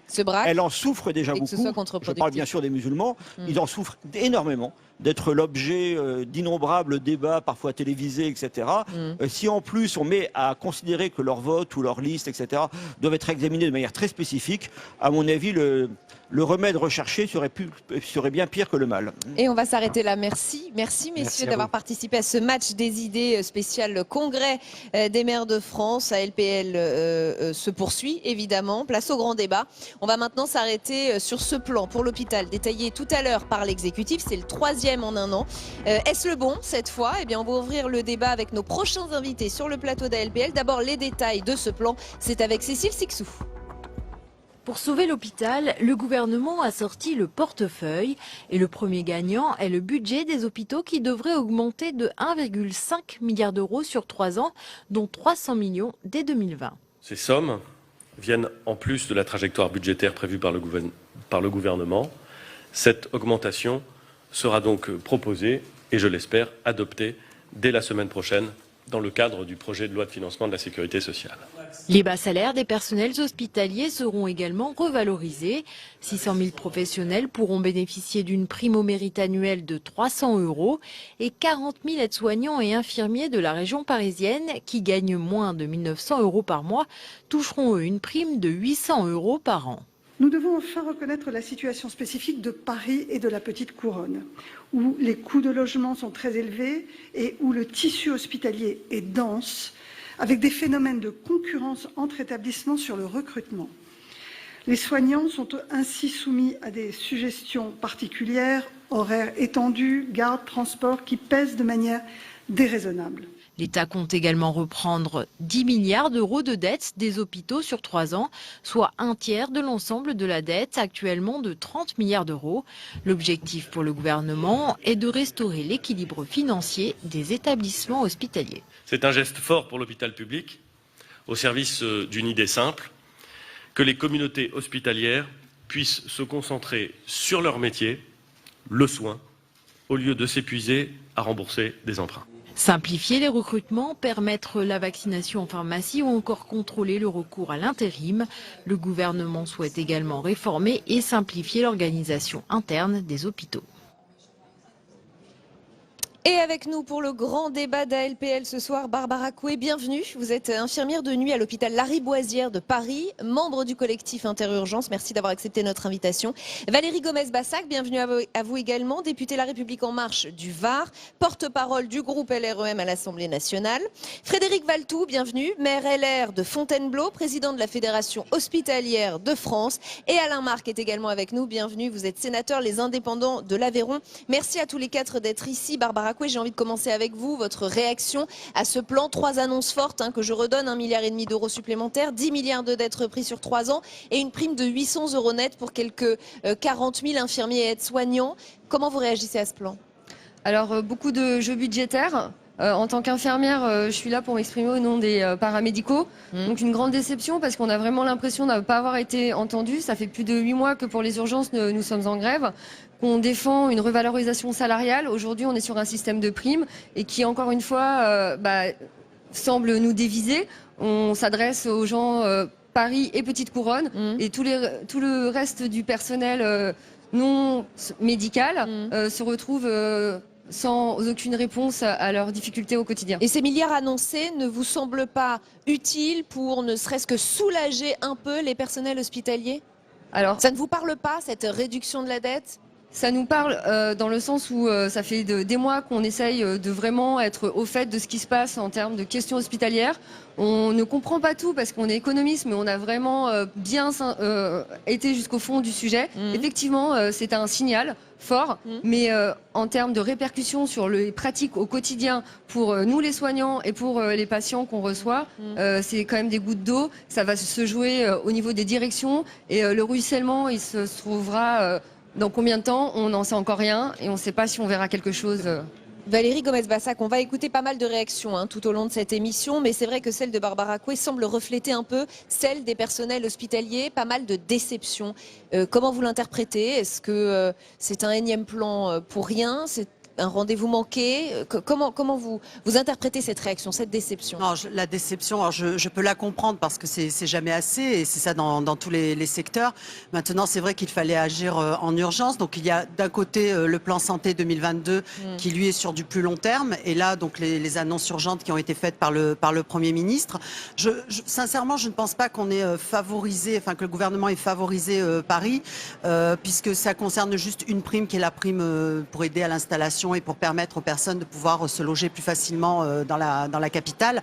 Après, toutes les autres avancées concernent toutes les professions. Donc sur ça, je suis pas vraiment d'accord. Alors c'est vrai qu'on a agi énormément par prime, mais ça ne veut pas dire qu'il n'y aura pas de revalorisation de salaire. Il y a aussi la politique du management qui a été revue, où on laisse plus de place justement à l'équipe hospitalière, enfin l'équipe médicale. On permet aussi aux médecins d'avoir des responsabilités à ce titre-là et de pouvoir gérer son personnel et lui-même de voir les promotions à faire, les primes à accorder. Et je pense que c'est en local qu'il faut le faire et pas au niveau national. Frédéric Valletoux, que vous inspirent ces annonces d'Édouard Philippe et d'Agnès Buzyn ce matin? Je crois qu'on va dans le bon sens et je crois que le gouvernement a pris la mesure de la très grave crise que vit l'hôpital aujourd'hui, qui est une crise qui n'est pas née d'aujourd'hui, qui est une lente évolution qui a abouti à ce que, année après année, on demande toujours plus d'économies à l'hôpital. On exige toujours, on multiplie les exigences et les attentes vis-à-vis de l'hôpital dans un système de santé français qui lui-même est en grave crise. Et que la crise des urgences, c'est pas la crise de l'hôpital, comme la crise de l'hôpital, c'est surtout la crise du système de santé. Parce que pèse aujourd'hui sur l'hôpital beaucoup des dysfonctionnements du système de santé. Et pour vous, ce plan répond à ça? Est à la hauteur de ça? Non, ce plan répond à une seule question. C'est comment passer l'année 2020 et 2021, voire 2022? Comment passer les prochaines années alors qu'effectivement, les premiers arbitrages budgétaires qui avaient été faits par le gouvernement passer encore à la moulinette des économies un peu violentes l'hôpital. Donc c'est un plan de long terme alors, si je vous comprends bien. C'est un plan d'urgence, c'est des mesures d'urgence. Et la fédération hospitalière que je préside avait tout de suite réagi dès le mois de septembre en disant là, on ne peut plus, là, avant les manifestations, etc. On ne peut plus. Il faut arrêter cette course aux économies qui fait qu'on appauvrit, qu'on étrangle et qu'on asphyxie l'hôpital. Ça n'est plus possible. Il faut remettre du vent dans la voilure. Il faut redonner de l'oxygène à l'hôpital parce qu'on ne passera pas 2020-2021. Il y a une réforme de fond qui a été lancée, mais qui produira ses effets dans quelques années, qui vise à répondre à des sujets qui sont des sujets complexes. Comment mieux faire travailler la médecine de ville avec la médecine hospitalière? Comment mieux faire, comment faire pour que la médecine libérale peut-être prenne plus aussi sa part de travail dans la permanence des soins, etc. Donc c'est des questions de fond, mais qu'on ne résout pas en quelques mois ou quelques années. Et face à ça, l'hôpital, lui, vit une crise qui est une crise immédiate, tout de suite, qui est une crise de sous-financement, qui est une crise d'épuisement et qui est une crise aussi de départ de ses forces médicales. Les médecins, les paramédicaux quittent l'hôpital. Et de plus en plus. Alors, ce n'est pas encore la majorité, bien sûr, mais on voit un phénomène qui doit nous interpeller. Et donc, ça appelait des mesures d'urgence. La question ce matin, c'était des réponses d'urgence. Et je pense qu'on est dans le sujet de 2020 et d'un hôpital qui va pouvoir commencer à respirer un peu. Il faudrait qu'il y ait plus, Alain Marc. Écoutez, moi, ce que j'ai vu effectivement, ce sont des réponses à une urgence aujourd'hui. Ce qui me paraît intéressant, c'est la reprise d'une partie de la dette des hôpitaux. Mais j'ai entendu le président Macron hier parler de différenciation. Or, ce qui a un petit peu tué l'hôpital aussi, c'est la fameuse tarification à l'acte. Oui. Et ça, c'est quelque chose qui est assez désastreux, notamment pour les milieux ruraux. Et moi, je voudrais vraiment que dans la différenciation que nous envisageons, qu'envisage le président pour les années à venir, elle ne se fasse pas au détriment des territoires. Il ne se fasse pas au détriment des hôpitaux ruraux qui doivent assumer effectivement tout ce qui concerne, toute la santé médicale de nos régions, mais aussi qu'il y ait un lien fort avec la médecine de ville. Ça a été dit par le président de la fédération hospitalière. Ça, c'est quelque chose aussi de capital, mais sans une réforme de fond, nous n'arriverons à rien. Aujourd'hui, ce sont des réformes d'urgence, effectivement, mais il faut aller beaucoup plus loin. Barbara Coué, quand on vous dit, bon, après tout, c'est un plan dans l'urgence, ça va laisser respirer l'hôpital pour les 2-3 années à venir, et puis après on verra. Est-ce que ça vous rassure un peu? Est-ce que vous vous dites, effectivement, c'est un peu vrai? C'est au moins ça. Non, je reviens sur ce que je disais tout à l'heure, j'en profite pour répondre. Effectivement, tout le monde n'est pas concerné par les mesures, c'est pas vrai, c'est quand même très francilien. Aujourd'hui, vous nous dites non, les gens ont été entendus. Moi, je peux vous le certifier en discutant et en passant la journée sur tous les services avec qui on communique tous les jours. Tout le monde s'est senti exclu et méprisé. Ça veut dire qu'aujourd'hui, ceux qui sont dans les services, qui font les soins, qui essayent d'accompagner les patients, la réponse, elle n'est pas urgente. Ça va, effectivement, il y a une solution, une partie du problème qui est en train d'être résolue, qui a été écoutée. Mais pour travailler et permettre à tout le monde de respirer et de pouvoir se maintenir en poste, c'est très difficile. On avait trois demandes très très simples. L'arrêt des fermetures de lits et la réouverture. Pas un mot. Donc nos patients dans les services, dans les couloirs d'urgence, en tout cas, ils resteront dans les couloirs. On a favorisé l'attractivité à Paris. Dans le reste de la France, on ne sait pas comment ça va se passer. Pour cette fameuse prime au mérite, ça c'est quand même un point qui est quand même très très très discuté entre nous tous, soignants, aides-soignants, brancardiers, ambulanciers, infirmiers. Ça veut nous dire qu'aujourd'hui on n'est pas méritant, on ne fait pas suffisamment. Ça veut dire qu'il va falloir de nouveau travailler sur des groupes de travail pour essayer de faire en sorte qu'on développe un nouveau projet où on ne sait pas sur quel... Et donner plus alors que vous êtes déjà à bout. On est déjà à bout et on va nous demander de faire plus pour prouver qu'on fait de la qualité au quotidien alors qu'on est déjà en train de faire tout ce qu'on peut. On bricole déjà chaque jour. Et on n'a pas le droit, voilà, on ne sait pas comment on aura ces fameux 300 € de la qualité des soins. Frédéric Valtou. Oui, non, mais l'ensemble de mesures qui a été présentées ce matin ont plusieurs vertus. La première vertu, c'est qu'elles sont à effet immédiat. 2020, c'est dans 1 mois et demi. La deuxième vertu, c'est que pour la première fois, un gouvernement s'engage de manière pluriannuelle et dit aux hospitaliers, eh bien voilà, pendant 3 ans, d'abord je vais abonder en 2020 vos recettes et pendant 3 ans, je vais stabiliser ces recettes de manière transparente. Nous, on connaît bien ça, les maires, parce que on se souvient qu'il y a quelques années, chaque année, on attendait de savoir à quelle sauce l'État allait nous manger, si on peut dire ça comme ça, nous traiter à travers les dotations. Un jour, ça montait beaucoup, le lendemain, ça diminue, enfin, l'année d'après, etc., etc. Et puis, il y a eu des pactes où les gouvernements se sont engagés sur plusieurs années. Et bien, dans le domaine hospitalier, c'était pas ça. On vivait, j'allais dire au jour le jour, à l'année en se demandant à quelle sauce on allait être grignoté l'année d'après. On sort de ça. On donne de la lisibilité, on donne de la clarté, ce qui en termes de confiance est quand même nouveau. La troisième chose, la troisième vertu de ce plan, effectivement, c'est d'essayer de répondre à des questions qui sont des questions catégorielles. Sur les bas salaires, les aides-soignantes, c'est pas vrai ce qui a été dit sur les primes pour les aides-soignantes, c'est tout le territoire de France. Il y a une prime qui, compte tenu de la cherté du coût de la vie en Ile-de-France, ne concernera que les franciliens, les professionnels d'Île-de-France. Mais sinon, toutes les autres primes qui ont été créées concernent l'ensemble du territoire français. La quatrième vertu, et je vais aller vite, c'est qu'un des grands enjeux, un des grands risques qu'on avait aujourd'hui dans le système hospitalier, c'était la baisse drastique de l'investissement. Or, un secteur qui n'investisse plus, c'est un secteur qui recule quand on ne peut pas changer le matériel, quand on ne peut pas refaire les locaux. Pas innover. On ne peut pas innover, on ne peut pas non plus moderniser. Et donc, ça joue sur la qualité, évidemment, de travail de ceux qui bossent à l'hôpital. Ça joue aussi sur la qualité d'accueil des patients. Bon, et bien là, on relance l'investissement en allégeant la dette. Mais on n'allège pas la dette pour faire l'ardoise magique en disant 30% de votre dette disparaît. Non, vous avez un projet d'investissement, votre dette pèse dans vos comptes et donc vous limite vos marges de manœuvre. Et ben moi, je reprends une partie de votre dette à l'hôpital. L'hôpital de Laval veut refaire un bloc chirurgical. Ça coûte 8 millions d'euros et il a une dette qui ne lui permet pas de porter ce projet d'investissement.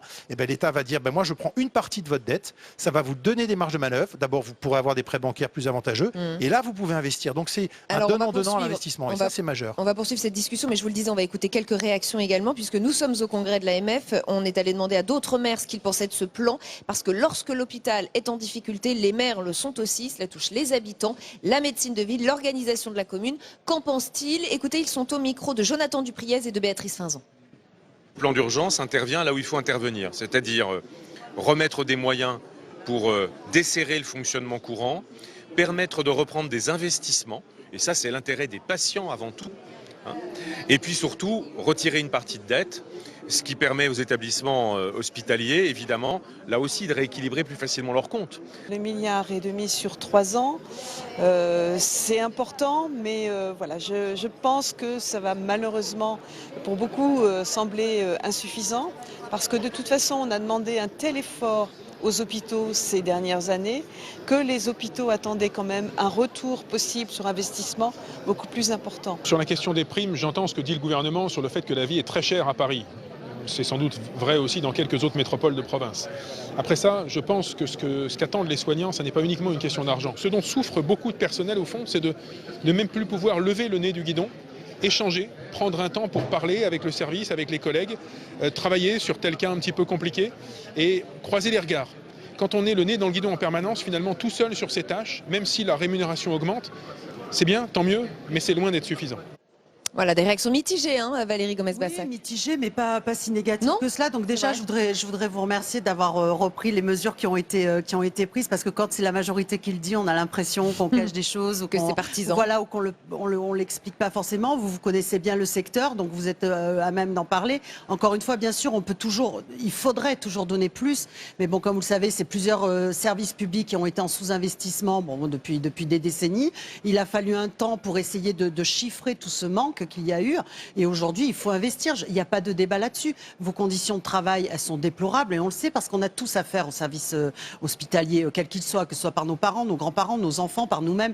Donc on le sait, on en a conscience, et on se rend bien compte que parfois vous n'avez pas le temps de nous parler parce que vous devez courir de l'un à l'autre. On le sait, ça c'est pas acceptable aujourd'hui, parce que c'est la vie humaine qui est en jeu. Donc sur ça, je pense qu'on est tous d'accord là-dessus. Il faut redonner, il faut aussi rendre les métiers plus attractifs, et d'ailleurs c'est prévu également qu'il y ait une fidélisation de ces métiers, de façon à ce que ça devienne attrayant. Pour que ça devienne attrayant, ça passe pas en effet que par le salaire, ça passe aussi par des conditions de travail plus correctes, quoi. On peut pas travailler dans des conditions comme celle-là. Et je voudrais revenir juste aussi sur le secteur géographique, j'essaie d'aller vite.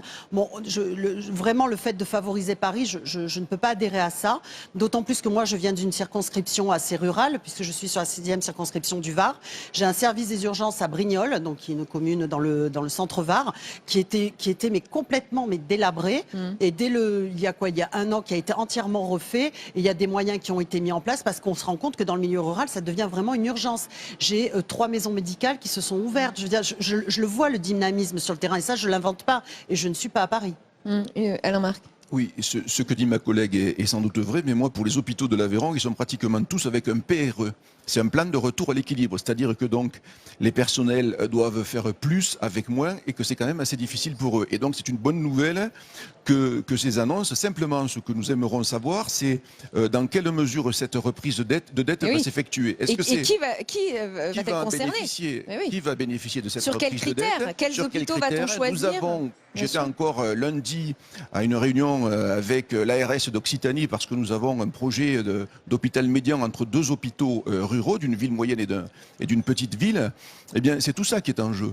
Et je crois que ce qu'il nous faut voir, certes, ce sont les mesures d'urgence, mais ce qu'il faut surtout voir, et c'est au prix, à mon sens, d'une réforme beaucoup plus profonde, avec tous les acteurs qui se mettront autour de la table, eh bien, une réforme à long terme, parce que c'est ce qui importe, c'est pour les générations aussi à venir. Sur les reprises de la dette, il y a aussi les doutes de ce maire, Nicolas Daragon, maire LR de Valence, président du conseil de surveillance de l'hôpital de Valence, et il nous dit « Les annonces sont déconnectées de la réalité, la reprise d'un tiers de la dette, c'est mieux que rien, mais est-ce vraiment le sujet? Cela veut dire qu'on va dégager des marges de manœuvre extrêmement faibles dans les centres hospitaliers, Frédéric Valtou. » Oui, si effectivement on imaginait de dire on prend 30% de la dette de chaque hôpital et on l'efface. Or, je crois que c'est pas le sujet, c'est pas l'approche et c'est pas la volonté. En tout cas, nous, c'est pas du tout ce qu'on préconise. Mais ça va créer des inégalités, non? Non, ça crée, c'est un accompagnement à l'investissement. Je l'ai dit, une des urgences, c'est de relancer l'investissement. L'investissement, c'est pas simplement pour se payer des beaux locaux ou faire des hôpitaux qui ressemblent à des cathédrales. C'est pas le sujet.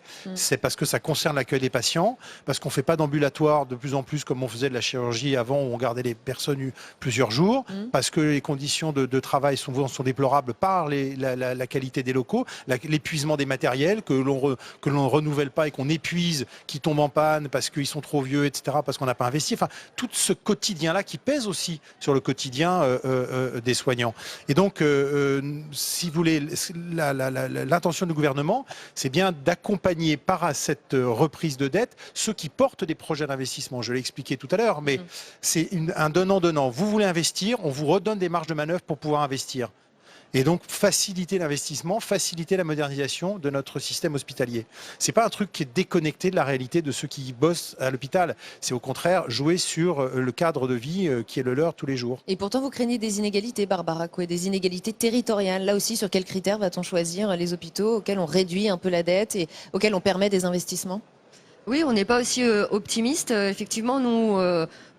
On a souvent déjà au sein des organisations hospitalières, entre services, il y avait des sortes de compétitivité qui s'installaient où en fonction de ce qu'on présente, on va pouvoir avoir des choses, on gagne des investissements, on va gagner du matériel. C'est en colère contre ce mode de compétition en fait. Hein. Mais en fait, au lieu d'un niveau intra-hospitalier, on se retrouve maintenant à une échelle nationale où chacun va devoir défendre un peu sa dette.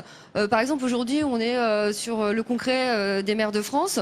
On sait que sur beaucoup de petites communes, c'est des maires qui se sont investis, qui ont discuté avec les paramédicaux, qui ont même financé pour qu'ils viennent pour la manifestation. Parce que oui, effectivement, l'hôpital, c'est un bassin d'emploi pour les régions, que beaucoup de personnes ont besoin de cet hôpital parce que c'est souvent des populations vieillissantes. On remercie tous ces maires qui ont fait un investissement fort et un signal pour permettre à leur personnel de monter sur Paris. Et aujourd'hui, on a l'impression qu'on n'a juste pas été écouté à la mesure de ce qu'on exprime. Ce qu'on exprime, c'est qu'aujourd'hui, beaucoup de leviers sont à mobiliser pour faire évoluer, que la crise elle est énorme à l'hôpital, mais ce qui va pouvoir aujourd'hui faire en sorte que le personnel puisse souffler et se sentir écouté, il n'y a pas encore eu de réponse aujourd'hui. C'est vrai qu'ils craignent cette concurrence, Valérie Gomez-Bassac. C'est un effet pervers possible de ce plan, cette mise en concurrence des services entre eux, des personnels entre eux, pour avoir la prime, pour avoir la subvention, pour avoir la réduction de dette? Non, je pense pas. Je pense pas parce que, encore une fois, il y a aussi donc des mesures à long terme et donc le management de l'hôpital est revu. Hein. Donc, en ce sens, on peut espérer que les droits de chacun soient accordés de manière juste et équitable. Encore une fois, quelles sont les attentes qui n'ont pas été remplies? Oui, il faut plus de personnel, on le sait, donc il faut le trouver déjà. On a quand même fait beaucoup de mesures. Alors, je vais parler des médecins, ça ne vous concerne pas, mais il faut parler de tout le monde. On a besoin des infirmiers, on a besoin des paramédicaux, quels qu'ils soient. On a besoin des médecins. On a enlevé le numerus clausus, qui était à l'objet d'une discussion depuis des années. On l'a quand même fait. C'est vrai, ça va porter ses fruits que dans 10 ans, parce qu'il faut 10 ans pour faire les études. Alors, comment on fait? Eh bien, on donne en deuxième année, on permet de donner une prime d'aide aux études, si je peux appeler ça comme ça, pour les personnes qui vont s'engager après leurs études à s'installer à tel endroit et à travailler dans le service public. Donc il y a quand même des choses qui sont faites et qui vont permettre justement une certaine transparence, une certaine visibilité sur un plus long terme. Donc tout ça, ce sont de bonnes mesures, je le pense également. Je voudrais qu'on regarde d'autres réactions, toujours pour alimenter notre discussion. Et évidemment, vous pourrez à nouveau réagir, celle des oppositions à la République En Marche au Sénat. Bruno Retailleau a écrit un tweet assassin à l'issue de l'annonce de ce plan, je le cite, le patron des sénateurs LR. On attendait un plan de sauvetage pour l'hôpital, nous n'avons eu que du rafistolage, aucune réorganisation, des investissements et des revalorisations à minima, aucune vision pour l'hôpital, malheureusement un plan qui ne réglera rien. Fin de citation. Je voudrais qu'on écoute à présent le sénateur socialiste Rachid Temal, il est au micro de Jérôme Rabier. Le compte n'y est pas. Et d'ailleurs, vous allez maintenant entendre les réactions du milieu hospitalier, le compte n'y est pas. Je vais prendre un exemple concret. Sur les gilets jaunes, le gouvernement a su trouver plus de 10 milliards d'euros. Sur la suppression de l'ISF, c'est 4,7 milliards d'euros par an. Vous voyez bien, on n'est pas au niveau. Donc pour ce gouvernement-là, la priorité n'est pas l'hôpital, mais aider les plus favorisés via la question de l'ISF.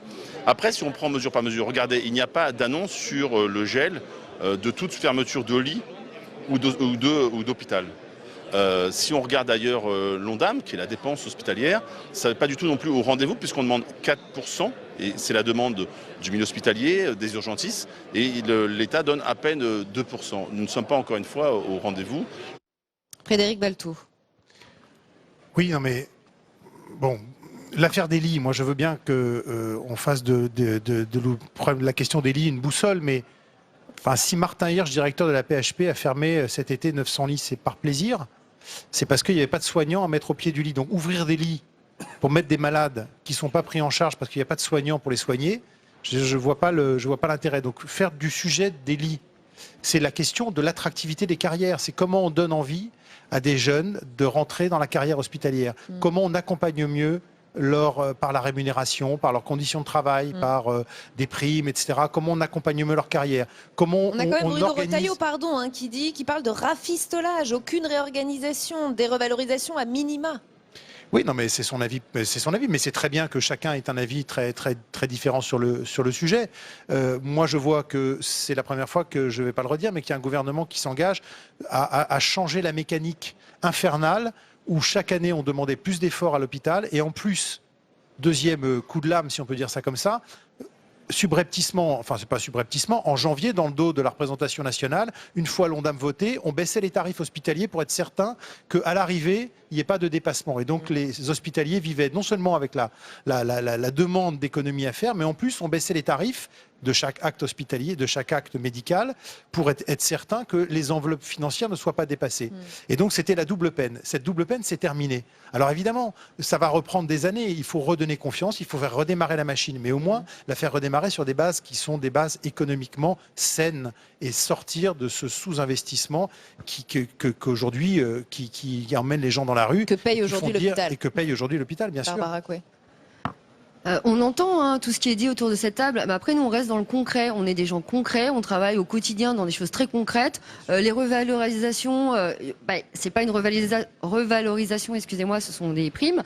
En termes d'attractivité, excusez-moi, aujourd'hui les 800 € annuels, si on habite Paris ou la Petite Couronne par exemple, c'est hyper concret. Moi ça fait 66 € par mois, ça ne me paye pas ma carte de transport. C'est 80 € mensuels. Donc, je ne comprends pas comment on peut considérer qu'on est attractif avec ce type de... Oui, ça ne va pas créer de vocation. Mais ça ne crée pas de vocation. C'est favoriser le logement, mais comment vous allez vous loger?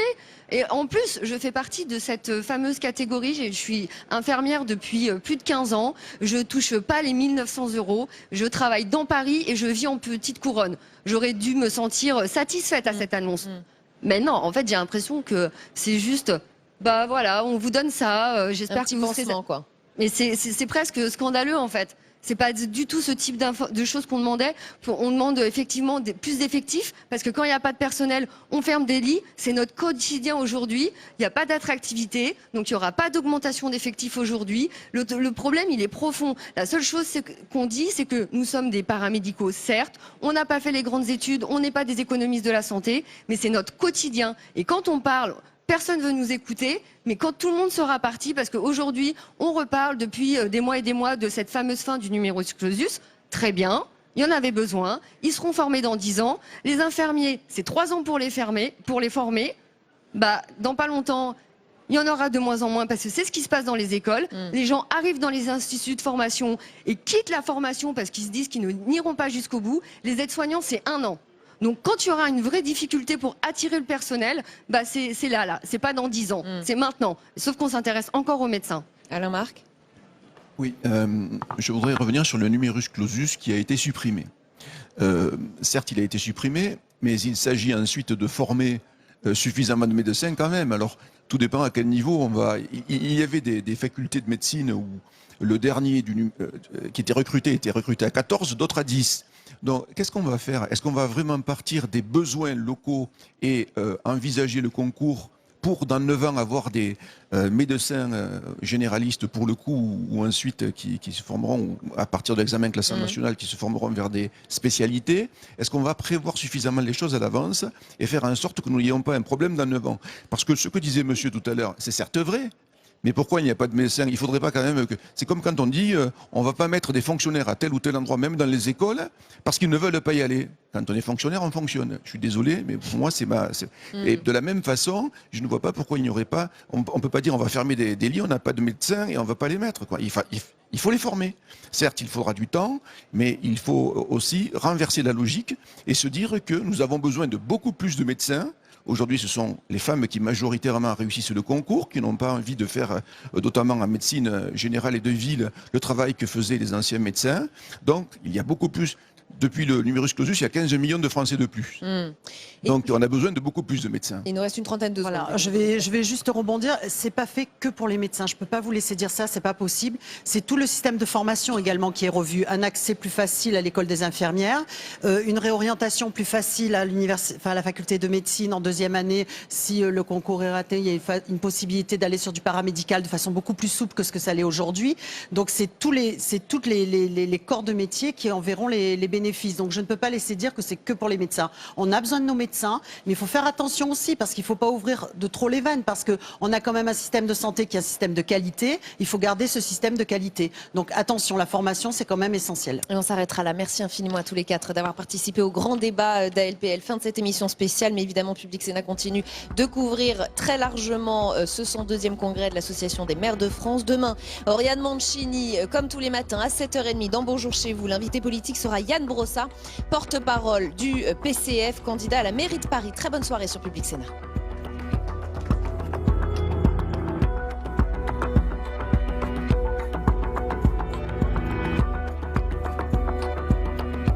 Public Sénat et l'AMF, avec le soutien de la Mutuelle nationale territoriale, la mutuelle des agents des services publics locaux, vous ont présenté Allons plus loin.